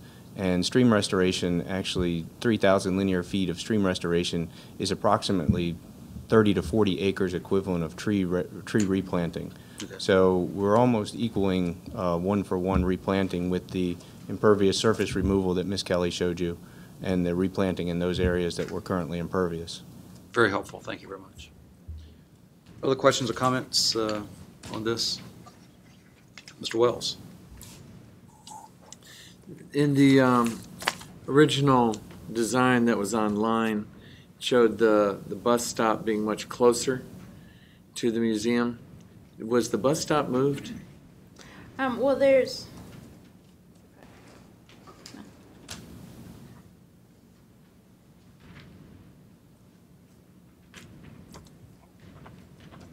the bus turnaround for Fairfax County buses, but there's also the bus drop-off up in this location. Oh, okay, so the bus drop-off is still there, okay. Right. Got it. And, well, that's good. Thank you. Ms. White. I had a couple of comments. One, I thought it was a nice solution on the donor recognition plan. I know that's a really tough thing to strike a balance on, so I like how you spread it out and narrowed it down and made it a little more discreet, because it is really important, but it's hard to maintain the design integrity when you're incorporating those elements. And I also just want to make the comment on the golf course and how you came up with a way to create revenue by renting out the one course and keeping the other, as golf courses around the country are up for sale because there's not enough business. So I was really impressed by it. I thought it was a clever solution. And then finally, I have a really picky comment and a question about the focal point that says "this will defend." I mean, why the use of a contraction? It really struck me. I was like, it seems so informal on such a formal edifice. So is that the official statement, or? Is the Army's motto that goes along with that crest. With So, the contraction. yes. That's fascinating to me. Thank you. Mr. Prevention.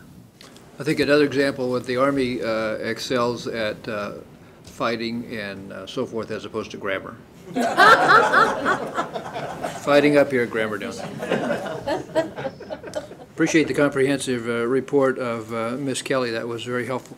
Could you help us understand the general nature of the site? For example, change in elevation from, say, the drop-off point there, close to the sculptural elements. You talked about a sidewalk that you can go through.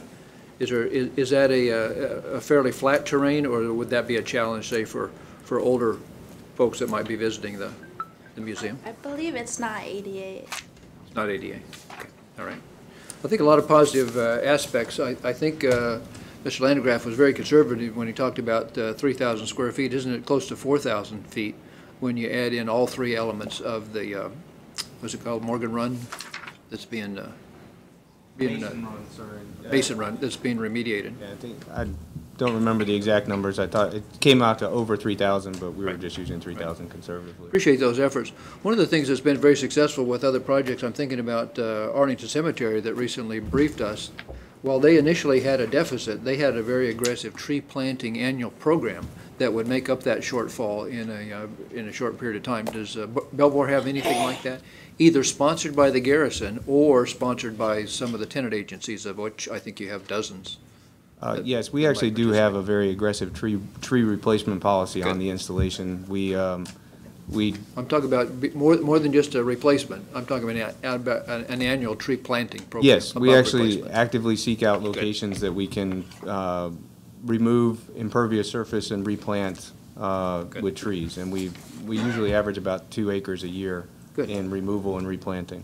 Okay, so we'll clearly close that gap in a very short period of time. Appreciate that. Thank you also for the information about the submittal of the master plan, the elements that came in the March timeframe. That was, appreciate seeing that 93 plan being updated. That's been a concern. And just the last comment is about, or two actually, Air Force bases it would be sacrosanct to invade golf course space, but the Army is clearly has a different standard, but will replace in kind, which is a good thing. And on the degree of difficulty, I think that Commissioner Dixon thinks that maintaining the degree of difficulty with his small handicap would not present any kind of a challenge whatsoever. Mr. Chairman, I promise not to speak on this issue at all. Thank you. Mr. Miller. Thank you, Mr. Chairman. I just had one quick question for either for the applicant or for staff. You mentioned that there's a bike lane off that access road, and you mentioned the parking lot that's there for 548 vehicles, and then there's a 132 overflow lot on the grassy area. Is parking for the bicycles part of the plan? How many bicycle parking? I don't know the exact number of how many bicycles are proposed. Yeah, I know we have an area designated for bike racks. I can't remember the exact count, but I think that we're trying to achieve a minimum of 40 to 50 bike parking locations. It's actually up closer to the drop-off area by the bus lanes. Thank you. 20 bike racks. 20 bike racks, I'm sorry, 20 bike racks. Just add on to that, is there any thought of covering the bike racks? Having a Not at this time. canopy? One last comment. Appreciate the special efforts, too, of the Army to accommodate all of the staff recommendations, the reforestation along Swank Road, the architectural element, the pedestrian amenities, the seating along the promenade, the additional landscaping to help with erosion. One suggestion, we found that something like an oil-rubbed bronze finish works much better in an exterior environment than something like gold. It might be not only harder to maintain, but perhaps even have a reflective surface to blind oncoming drivers for your consideration. Okay. Hearing no additional questions or comments, the EDR before us is the final site plan. Is there a motion? It's been moved and seconded. All in favor of the EDRs before you, say aye. Aye. Opposed, no. It's adopted. Thank you very much. Excuse me, Mr. Chairman. Right. So that was for the museum. For the golf course reconfiguration, which is 5D, was it 5D? 5C.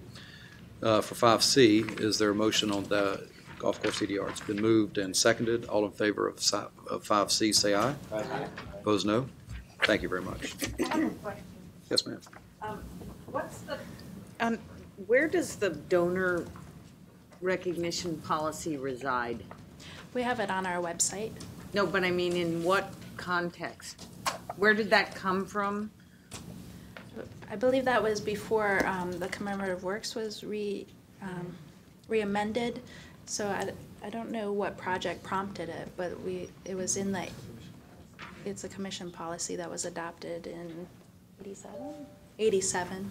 Can I suggest that we revisit it at some point?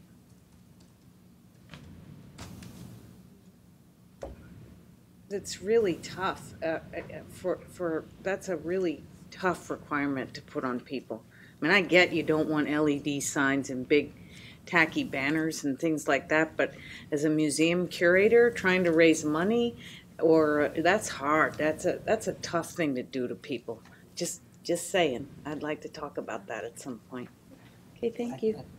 Since it was adopted in '87, and it's Maybe probably time. useful to revisit it just to see if the same justifications. We'll do that. Yep. Okay. Thank you. The next item is agenda item number 5D. It's the Marine Corps University Campus Redevelopment Plan of Phase 1. We have Mr. Will. Welcome. Thank you.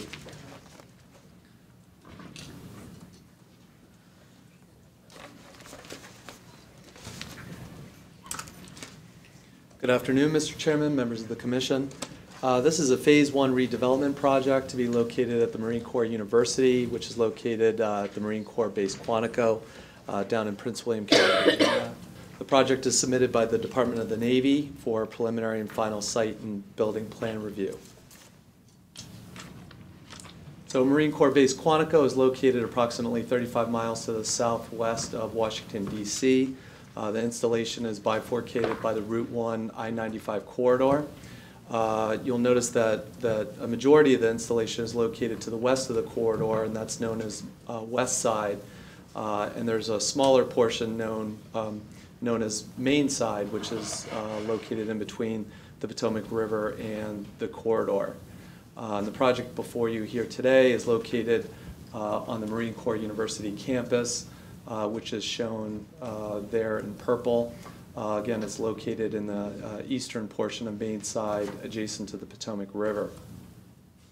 So here's a photograph of the existing Marine Corps University campus with the university-affiliated buildings as labeled. The two main buildings, part of the university, are the Gray Research Center, which was constructed in 1993. That houses 240-seat auditorium, conference room space, a library, research and classroom space, and Breckenridge Hall Complex houses the university's administration. The original building was constructed in 1939, and then there were two additions added onto the building, one in the 1950s and one in the 1960s. The rest of the university buildings shown on the right side of the photograph along the north side of the campus those are primarily used for academic support and classroom space. Here's an overtop view of the existing campus. Again, the existing university buildings are labeled in yellow. And this really is intended to show you the existing roadway network. The university is connected to downtown, what I call the downtown main side area by Martin Street, which tunnels underneath this active CSX railroad line.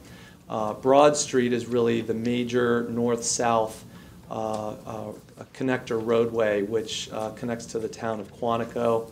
And then we have a secondary roadway network made up of South Street, Morrell Avenue, Faraday Avenue, and Upshur Street, which is primarily used by university-only traffic.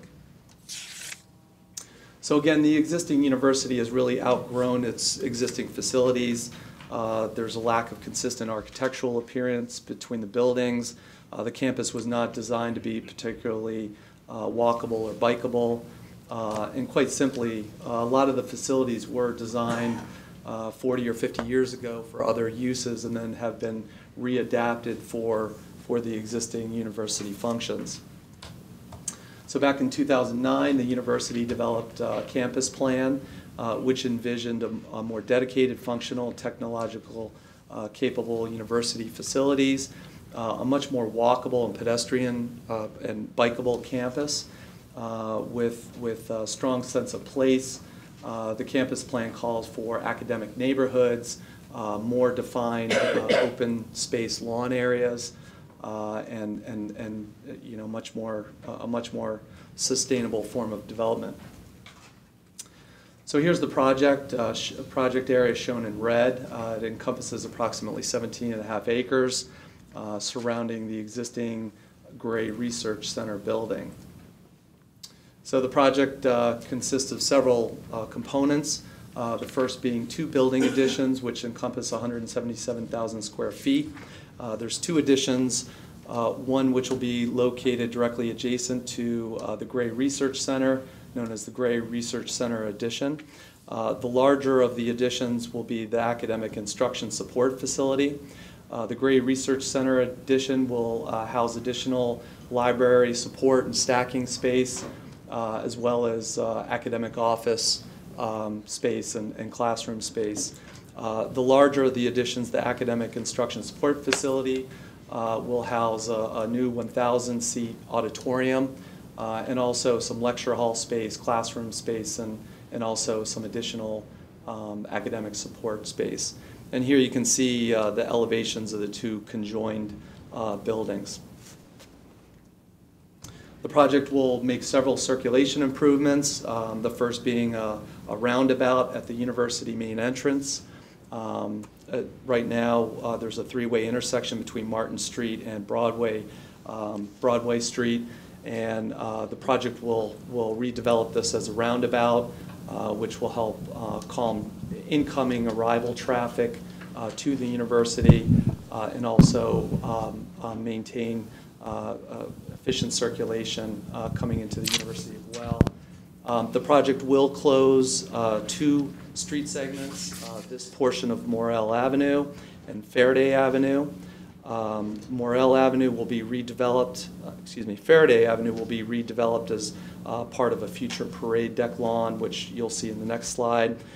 In this segment of Morrell Avenue will be closed to general vehicular traffic by removable bollards. However, it will be maintained for pedestrian, bicycle, and service vehicle access. And once this segment of Morrell Avenue is closed, this will functionally remove these 2 surface parking lots from the university inventory. Right now, those 2 parking lots have approximately 100 spaces. The project will redevelop 2 better defined green space areas. Right now there is a campus green. However, the project will redevelop the campus green space with more trees, approximately 35 to 40 additional trees, and a plaza area with attractive landscaping, seating, and 2 water features. This space is really intended more as an informal gathering space for faculty, staff, and visitors to congregate outdoors and study and socially interact. The other green space is known as the parade deck. This is really a more formal parade ground, which will be surrounded by trees, divided into 2 separate lawn panels. And each of the lawn panels will have a starburst walkway configuration. The project will also develop an arrival plaza area, which you can see in the background on the other side of the roundabout here.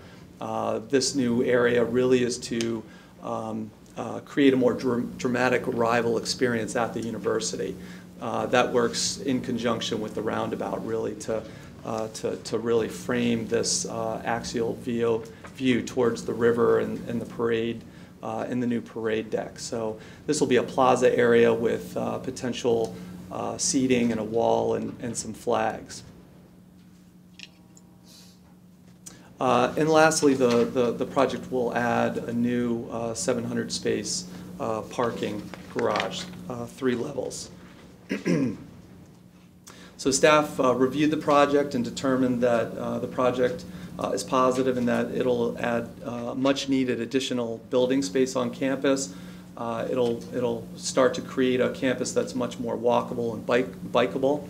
And the project really is removing a lot of surface parking and putting that surface parking into the structured parking garage, which will then be this freed up space, additional space, will be redeveloped as more landscaped lawn areas. Staff finds that the project is consistent with the existing 2002 Quantico Master Plan, which deals mainly with the installation's functional land use. In support of the future university development, as previously noted, a small area plan was drafted in 2009 to inform Marine Corps Base Quantico's funding requests for specific campus improvements. And although staff was not consulted during the development of the plan, the document was included in the submission materials for the project to help staff evaluate this project. So staff has reviewed the campus plan and finds the plan to be consistent with the 2002 Marine Corps Base Quantico Master Plan and with the goals of the 2012 Department of Defense criteria for installation master plans, which promote compact infill development and sustainability goals. Marine Corps Base Quantico and the Navy are currently in the process of updating the Quantico Master Plan and TMP, which will incorporate the 2009 Marine Corps University Campus Plan into it. And those drafts will be submitted for NCPC staff review in August, and the draft documents will be submitted for commission review in January 2014. In addition, the Navy has indicated that an environmental assessment will be conducted shortly for the full 2009 campus plan, and staff is asked to be consulted as part of that NEPA process, and the applicant has agreed. However, to ensure that we have all the information necessary to inform our evaluation of future university projects, staff is requesting that no additional university projects are submitted until the campus plan EA process is complete. Staff notes that the project will add a net additional 10 parking spaces to serve 55 additional university employees, resulting in a 1 to 1.58 employee parking ratio, which is consistent with the NCPC comprehensive plan goal of 1 to 1.5 for Quantico. The project will remove some trees, but also plant 107 new trees, resulting in a net increase of trees on the university grounds. The project does comply with federal and state stormwater requirements and also a number of NCPC comprehensive plan goals and policies. So with that, it is the Executive Director's recommendation to the Commission to approve the preliminary and final site and building plans for the Marine Corps University Campus Redevelopment Phase 1 project, and to request to consult on all future NEPA studies at Marine Corps Base Quantico, including the planned environmental assessment study for the 2009 Marine Corps University Campus Plan, and that no additional university projects are submitted for Commission review until after completion of the EA study. And that concludes my presentation. I'm available for any questions. And Quantico also has some representation here as well who are available for questions too. Thank you. Thank you, Mr. Weil. One question, when will the EA be completed? Well, the EA, I am told, you can feel free to come up. My understanding is that it'll be undertaken over the next year, but maybe Quantico can. Yeah. My name is Amy Den. I'm the head of the Natural Resources and Environmental Affairs branch at Quantico, and the EA is currently in process, and we expect to have it completed by the end of this calendar year. Questions or comments from commission members? Mr. Provencio or Mr. May? Mr. Provencio, then Mr. I just have a quick one. I'll yield to Mr. May. I just have a quick one, which is that I was just curious about the relative elevation of the buildings compared to sea level, given the proximity to the Potomac. I mean, you know where this is in the floodplain, or out? I mean, I'm sure it's out of the floodplain, but how far out? Because how far out has become a question. Right. Right. It is outside the floodplain. I can't remember the elevation off the top of my head. Maybe the Public Works officer from Quantico can address that. Good afternoon, Mr. Chairman, Commission members. My name is Commander Eric Breitenbach. I'm the Public Works Officer for Quantico. The elevation of the addition is going to be consistent with the Gray Research Center, which is the building it adjoins to. And one additional item I'd like to note is that if you can go back to the graphic of the overall base, we are somewhat constrained by the height features because it's at the end of the airfield approach zone. So it is a 3-story structure. You had it just a second ago. Keep going. The overall base map. Oh, the overall base map. One more. Right there. As you can see, the airfield is just to the south, and the orientation of the runway is such that Sure. the approach pattern. Those red boxes should demonstrate the clear zone. Okay, so, I mean, do you have issues now with flooding of buildings, existing buildings? No, No. not in that location. Okay, so it's probably well out. I mean, Yes, sir. The last significant event that can cause flooding was Hurricane Isabel in 2004. Yeah. And that was more along the lower lying areas, along Chapelmasset Creek, and not so much on the more northern areas of Marine Corps University. okay. All right. I mean, just for future reference, that might be something that we want to understand about projects when we review them, is just knowing where they are relative to the floodplain. I mean, it's something we have to think about every time.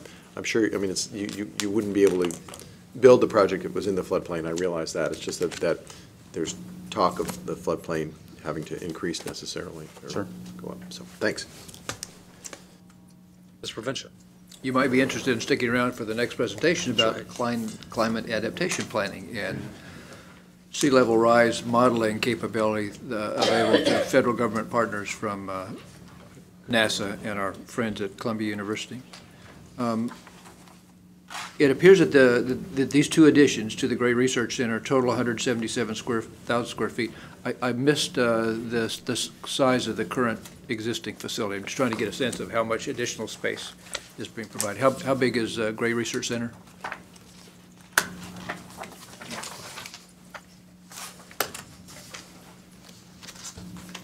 I would have to go back through the project materials. I don't have that number off the top of my head, unfortunately. Following question, Breckenridge Hall will be retained and continue to be reused? Yes, that's correct. I'm assuming with the reconfiguration of the campus green, it is not, I'm not going to say oversized, but excess to the requirements of the installation, in that they don't need it for the entire space for graduations, for different community events, for change of command ceremonies. Therefore, it lends itself to reuse as a portion of it for the addition, as well as these smaller, if you will, parade fields. Is that accurate? You don't need the campus green as currently configured? That's what makes it available? Yes, sir, that is correct. Okay. To address your earlier question, sir, the gross square foot of the Gray Research Center is 108,260 square feet. Okay, 108,000. So you're more than doubling then the capacity. Approximately, yes, sir. What's the overall driver? Is the university expanding? Are you bringing in more students and expanding the faculty, or providing those services to other agencies? Yes, sir. The Commandant in the 2006 timeframe commissioned a study called the Wilhelm Study that took a look at the response to the changing environment, the threat as post 9/11, what the Marine officer will be expected to face in the future years, the radicalist Islamists, nuclear proliferation, and other security challenges. And as a result of that study, they recognized a need for a technological revolution to adapt and leverage that technology, as well as provide space for innovative thinking to equip the Marine officer for the next 20, 30 years to fight the future challenges. And so on the foundation of that, the university went forward and performed the planning efforts to identify, with the curriculum changes, how would we need the facilities and primarily the technological infusion to equip the Marines of the 21st century better to fight. So it's a long way of saying mostly a curriculum overhaul based on studying the future enemy and space, or our projected environment that the defense will be working in. We support projects like the DoD Education Agency, and they talk about a revolution in the way that curriculum is developed and the materials are presented, with learning labs and interactive facilities, as opposed to traditional didactic classroom types of settings. Yes, sir. That very much similar case here. Okay. Mr. right. Hart. I'm sorry. I think I'm done. Excuse me. Thank you for the question. Appreciate it. Mr. Hart. Yes, I understand that this is a phased development that will culminate in a complete campus that we saw an exhibit showing basically a mirror image of the existing buildings and proposed expansion Yes, with sir. another complex the other side. Sure. I like that. I like being able to look ahead and see how this fits into a bigger picture. Sure. So I applaud the inclusion of these longer-range views as part of your submission. Yes, sir. Further discussion? Hearing none. The EDR before you is for the preliminary and final site and building plans. Is there? Motion to adopt. It's been moved and seconded. All in favor, say aye. Aye. Opposed, no. It has been adopted. Thank you, Mr. Weil. Thank you.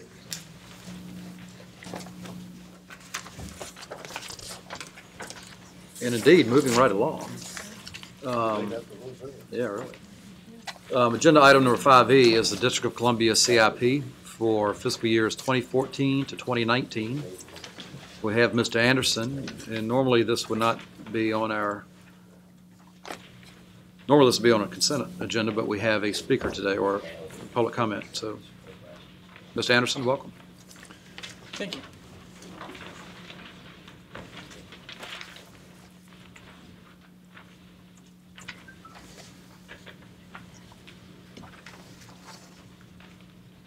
Good afternoon, Chairman, members of the Commission. The Mayor has provided the District of Columbia's 2014 Capital Improvements Plan for review and comment. The Capital Improvements Plan is a multi-year financial planning tool designed to assist with capital budgeting. It typically describes what, how, and when future capital improvements will be made. The CIP is used as a basis for formulating the annual capital budget. The capital budget establishes budget allocation for specific capital asset acquisitions, such as a new road or library. DC CIP is incorporated in the District of Columbia's Budget and Financial Plan, a document which encompasses both annual and multi-year expenditures. DC's capital budget includes capital expenditures for DC agencies and the district's independent instrument for water and sewer services, now known as DC Water. It also includes the projects planned to be funded through the Federal Aid Highway Administration Program. Federal Highway Administration manages this program and reimburses DC for eligible expenses related to approved highway projects according to cost-sharing formulas. DC's share of eligible project costs are funded with the local Highway Trust Fund. For the Commission's purposes, both DC Water and Highway Trust Fund projects are considered part of the DC Capital Improvements Plan. The District of Columbia is proposing 262 ongoing projects and 33 new projects from agencies throughout the district government for a total of $1.4 billion. The Highway Trust Fund program is $1.2 billion, and DC Water's capital improvements, which are planned in a 10-year program, are a total of $3.8 billion. The Commission reviews the CIP per U.S. Code Section 8723B.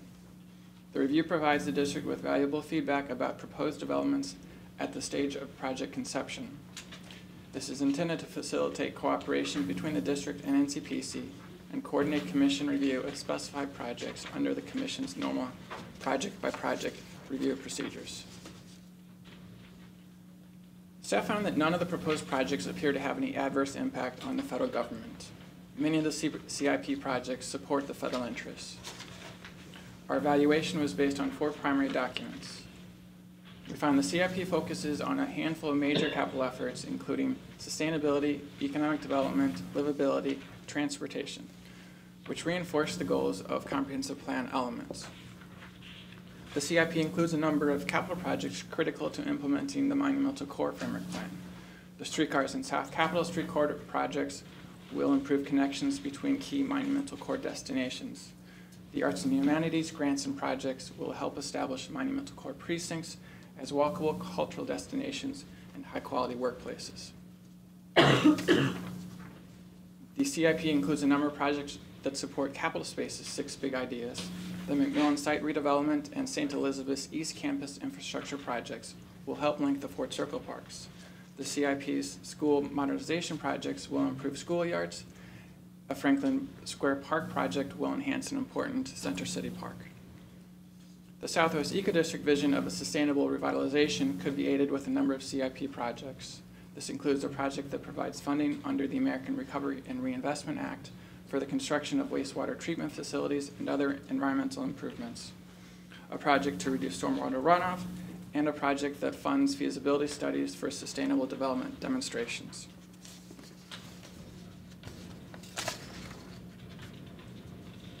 Several projects are of special interest for federal planning efforts. NCPC requests that the district coordinate with affected federal agencies and notes that some projects may be subject to NCPC review. These projects include streetcar development, public plans and studies, parks and open space, and WMATA projects. So it's with that the Executive Director recommends the Commission commend the District of Columbia on the inclusion of projects that support federal interests set forth in the Comprehensive Plan and other documents. It requests that the District of Columbia coordinate projects as appropriate with the Commission and with federal agencies whose property or operations may be affected. It notes that a number of projects and studies have the potential to affect federal interests and therefore requests District of Columbia government agencies to coordinate these projects with the Commission, to coordinate these projects with NCPC and other federal agencies to determine submission requirements and schedules and to resolve any potential planning issues prior to formal review. And notes the statutory requirement mandating the district's submission for Commission review of a number of CIP projects. That concludes my presentation. I'm happy to answer any questions. Thank you, Mr. Anderson. Any questions, Mr. Anderson? We do have one person on stage. Yeah, I noted in the report that we have received, or I'm sorry, maybe, I'm not sure where I saw it, but the reference to the streetcar line and the ongoing concern about overhead wires and the potential for federal impact there. And I was just, I wanted to get a refresher on exactly where that issue stands at the moment, because there was some area of disagreement, and I know there's some form of compromise, but I don't know, I don't remember exactly what it is. Yes, well, just to kind of step back, there was a discussion about overhead wires and the federal law that pertained to that. The district council adopted a law that basically asked for several things. One was to review the feasibility of non-overhead wire streetcars in the district. So they are now reviewing that. Also, we have worked with the district in terms of pulling together MOA, which identify both federal interest in terms of view corridors and zones and federal property that would be impacted by the streetcar line. And that while the map has been vetted through the various federal agencies as well as the district government, we're still working through the legal issues that pertain to that. So that MOA has not been finalized. That to the extent that the streetcar line is being constructed, and I think they anticipate the H Street line to be open sometime this year. I think that is still moving forward. I think the key issues for us really are along the K Street Georgetown line, where they're still investigating options and doing the environmental assessments on that. But we're still working through the final MOA that would kind of lead us to a conclusion of this. So that's where it stands today. Okay, so the H Street line is going to be constructed with overhead wires. Yes, I believe that's the intent. Yes. And that's and NCPC's position on that is we're okay with this as an interim measure. Interim measure, right. Trial basis. Right. But I think our larger federal interests are really through the monumental core area. And so we may eventually come to an agreement that we don't really have that much of a concern about H Street. I think at that point, yes. Yeah. We do have one person signed up to speak, Ms. Gail Barron Black. Welcome. You're here as representing yourself, so you have 3 minutes, though we do have a larger package from you. Thank you. And I do appreciate the opportunity to speak to you today. Again, it's in my individual capacity, and I'm here basically, I'm glad to see that this is not just on the consent calendar, because this is an important issue. I've identified in the packet that you have about 4 or 5 different projects that do raise concerns for me, and I believe that these projects are inconsistent with the federal interest, because rather than facilitating the efficiency and connectivity of our transportation system, it does just the opposite. Specifically, I'm mentioning the Klingle Road near Connecticut Avenue project, the Klingel Trail Watershed Green Streets Project, and the Green Infrastructure Project. And I've attached in the packet various excerpts so that you'll know what I was referring to. One of the main things that troubles me is the ineffective plans that are in place for our stormwater remediation. This goes across the board, and it's obviously something that impacts the federal interest, or at least it should. Also, the second thing is the government's non-compliance with the comprehensive plan, and this is at the federal level. For example, whether it's calling the right-of-way Klingel Run, Klingel Trail, Klingel Road. Right now, legally, it is on the functional classification map as a road. And it's not been legally changed to be anything other than that. Federal laws also state that the rights-of-way are supposed to be used for the road purposes. In the packet, I've mentioned to you, I wanted to draw your attention that right now the plan is to remove road surfaces within the MS4 storm sewer area. That would be inconsistent with the law and also DC's needs. It's kind of ironic in a way that this whole issue about storm remediation, what we do with our roads, whether we preserve them or not, had been resolved, I thought, years ago by the D.C. Council, which might be surprised to know that they closed, at least according to a court, closed Klingel Road through a backdoor Budget Support Act one-liner that said, notwithstanding what the law says, you can't use this as a road.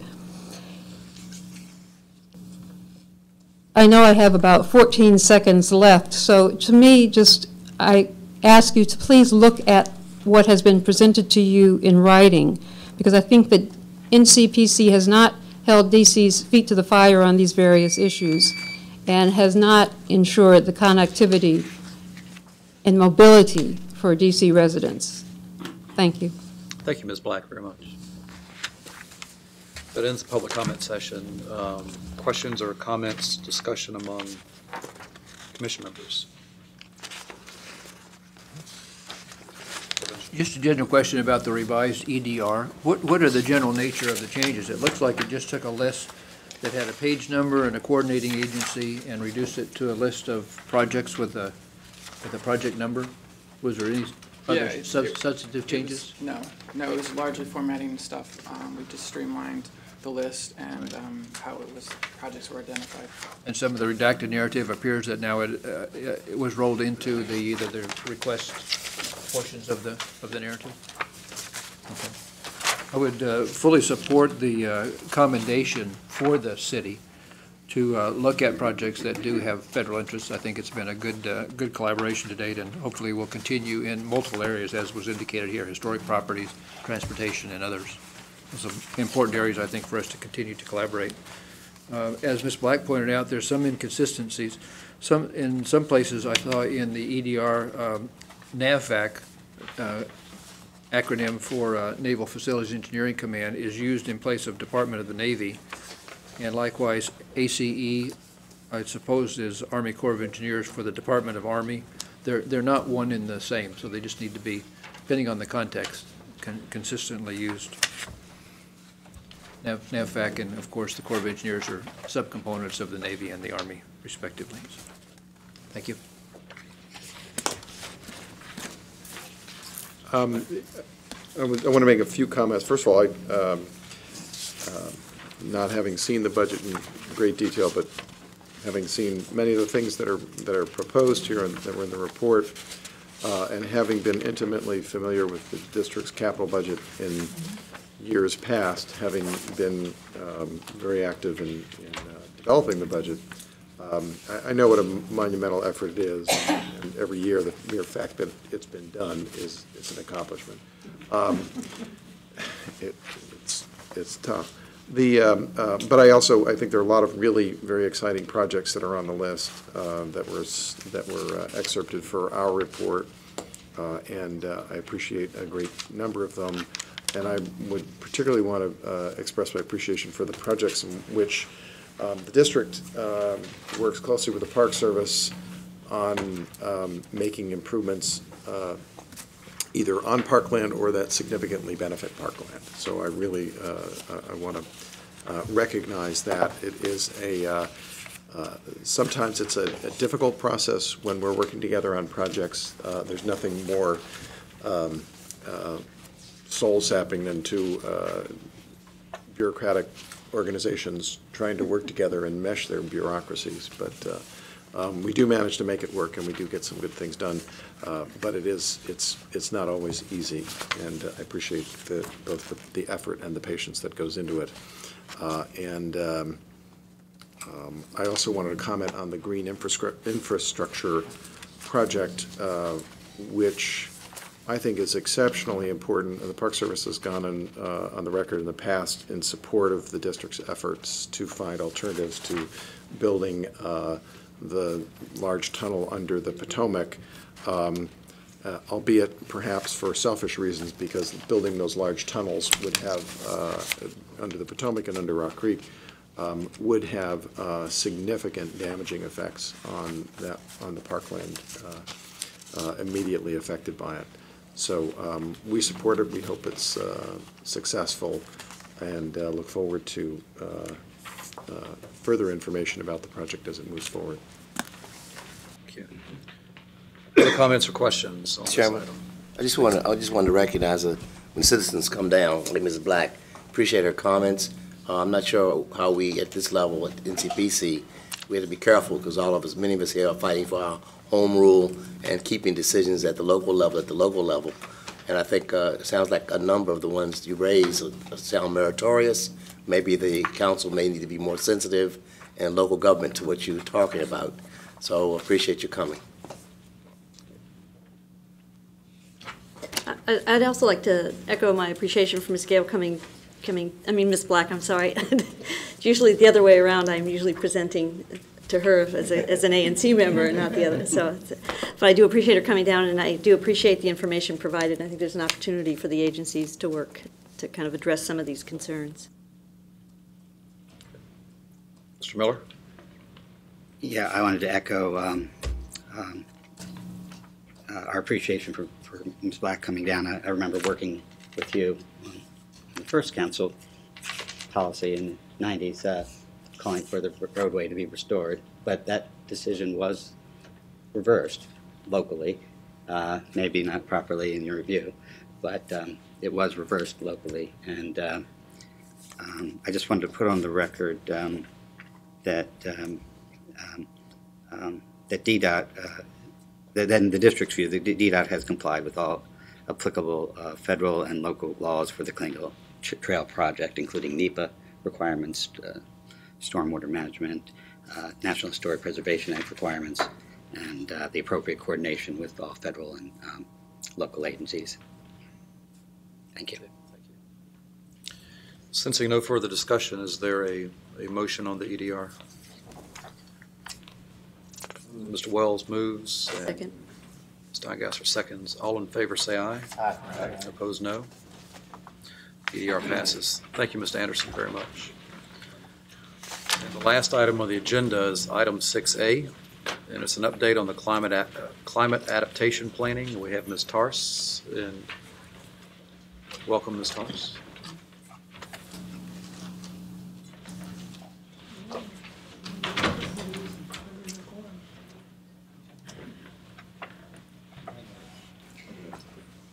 Good afternoon, Chairman Bryant and members of the Commission.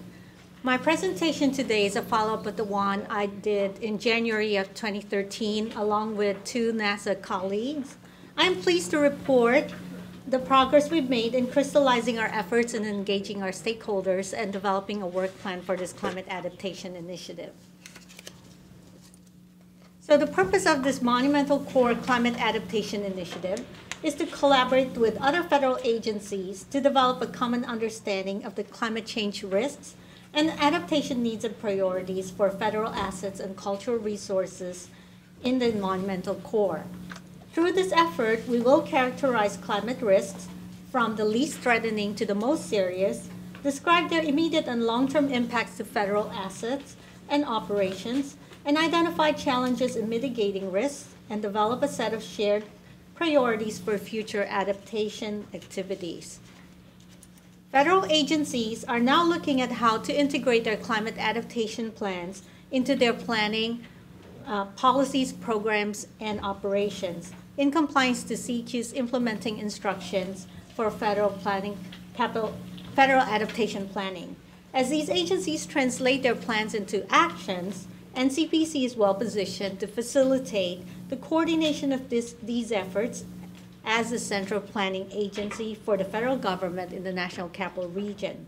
Our approach is in line with the GAO's assessment of the value of coordinating federal efforts in adaptation planning. Currently, there are 3 other climate adaptation initiatives in the region.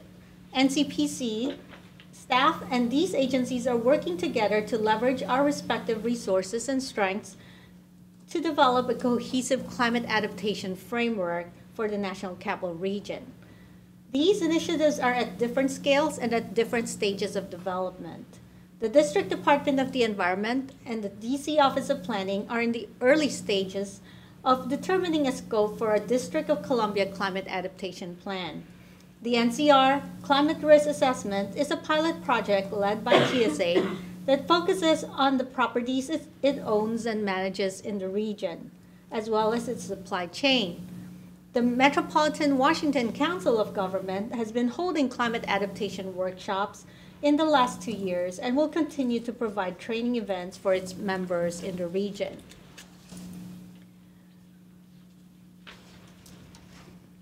Okay, hold on. I think I skipped. Sorry about that. So to ensure the seamless coordination among all these initiatives, we invited the staff from these 4 agencies to be part of our working group. In addition, we have 20 other federal and district agencies participating and expect some more to join in the near future. For the core planning team, we were privileged to have staff from GSA and the National Park Service to help NCPC in developing the work plan. The working group held its first meeting last week. Staff from 22 agencies were present, including Commissioner Provenza, who represented the Department of Defense. Within our working group, we recognize that every agency has its own mission and will come up with its own priorities, but through this initiative, we'll be able to arrive at a consensus on the baseline data and the methodology for assessing our risks and vulnerabilities, and develop a set of shared priorities. This process is similar to the working relationship we established with 14 agencies through the Federal Triangle Stormwater Drainage Study. The coordination process with the other adaptation initiatives will be similar to what NCPC, NPS, and the DC Office of Planning used for the Planning Together in Central Washington initiative, where each agency retained its ability to create its own plan, but the plans complement each other and taken together produced a cohesive vision for the national capital. NCPC staff will use the information gathered through the coordination to inform our climate adaptation policies in the comprehensive plan. For other federal agencies, the findings from our work will expedite their process for prioritizing their climate adaptation strategies. Through this informal partnership, we hope to establish a long-term relationship for coordinating our climate adaptation efforts in the future. The value of working together was evident at our first working group meeting. Those are photos from the meeting. Already, we are starting to identify specific resources that are available for sharing and identified topics of interest to the group, including the need to understand the cost of doing nothing as a way to provide context for our risk assessment. Our efforts will be focused on the monumental core as well as Southeast and Southwest DC, where we have the highest concentration of federal assets. The study area boundaries are not final at this time. We expect that as we understand our climate change risks and existing conditions, we will be able to define a logical boundary for this effort. The final products include an issue paper for decision makers that summarizes the findings of the working group, including a characterization of climate risk to federal assets, the final set of shared priorities, and any recommended actions for future climate adaptation coordination activities. The other product is a technical report for the working group members to use as a resource for their future climate adaptation work. We may also develop a scope for a cost-benefit analysis or the cost of doing nothing, as I mentioned earlier. So we have 3 phases for this initiative. For a fiscal year 2013, our focus will be on an inventory of the available data and tools. And for fiscal year 2014, we will be working on the climate risk analysis and identifying the shared priorities and recommendations. The working group plans to meet once every month, and we will be updating the commission as we reach those key milestones. What do we gain by working together? We can be better stewards for the nation's capital and the federal government's assets because our decisions will be backed by sound scientific data and input from multiple stakeholders with an understanding of the unique conditions of the national capital. Guided by the shared priorities, federal agencies can make better decisions on their strategic adaptation activities, and together we can build a more resilient national capital region. In the next few months, the working group will be focusing on developing or identifying our common challenges and needs in climate adaptation through the lenses of infrastructure, buildings, and natural and cultural landscapes and resources. That concludes my presentation. Thank you, Ms. Tarris, very much. This is incredibly important work you're doing. Having led a year-long state climate change commission, you have a lot of work ahead of you. But it's very important work, I can assure you. Mr. Hart, did you have something? Yeah, I was curious to know whether you're using the Disaster Mitigation Act of 2000 reports that are required of each community in your analysis. We haven't arrived to that point. So our next meeting actually will be a meeting where we would bring in all the resources and tools that we're aware of, and it will be kind of like an inventory of what available data we have right now, and then identifying the gaps. There are a lot of information from emergency management that are very useful, and in so many ways, climate adaptation is like the cousin of emergency or disaster planning. Yeah, each community should have on record at least its initial natural hazard mitigation plan. I don't know what the status of the District of Columbia's hazard mitigation plan is, but I assume that they had one that was approved by FEMA a number of years ago, and that's required to be updated on a regular basis, I think 3 or 5 years intervals, no more than that. So that would be a good resource because they have identified all those natural climatic hazards and the mitigation responses that they have identified, and it'll include a number of coordination and implementation issues. I appreciate the resource reference. Other comments? Mr. Prevention. Want to commend the staff and Ms. Tarse in particular for taking the lead on this. Again, I think it's very valuable, as has been mentioned by other commissioners.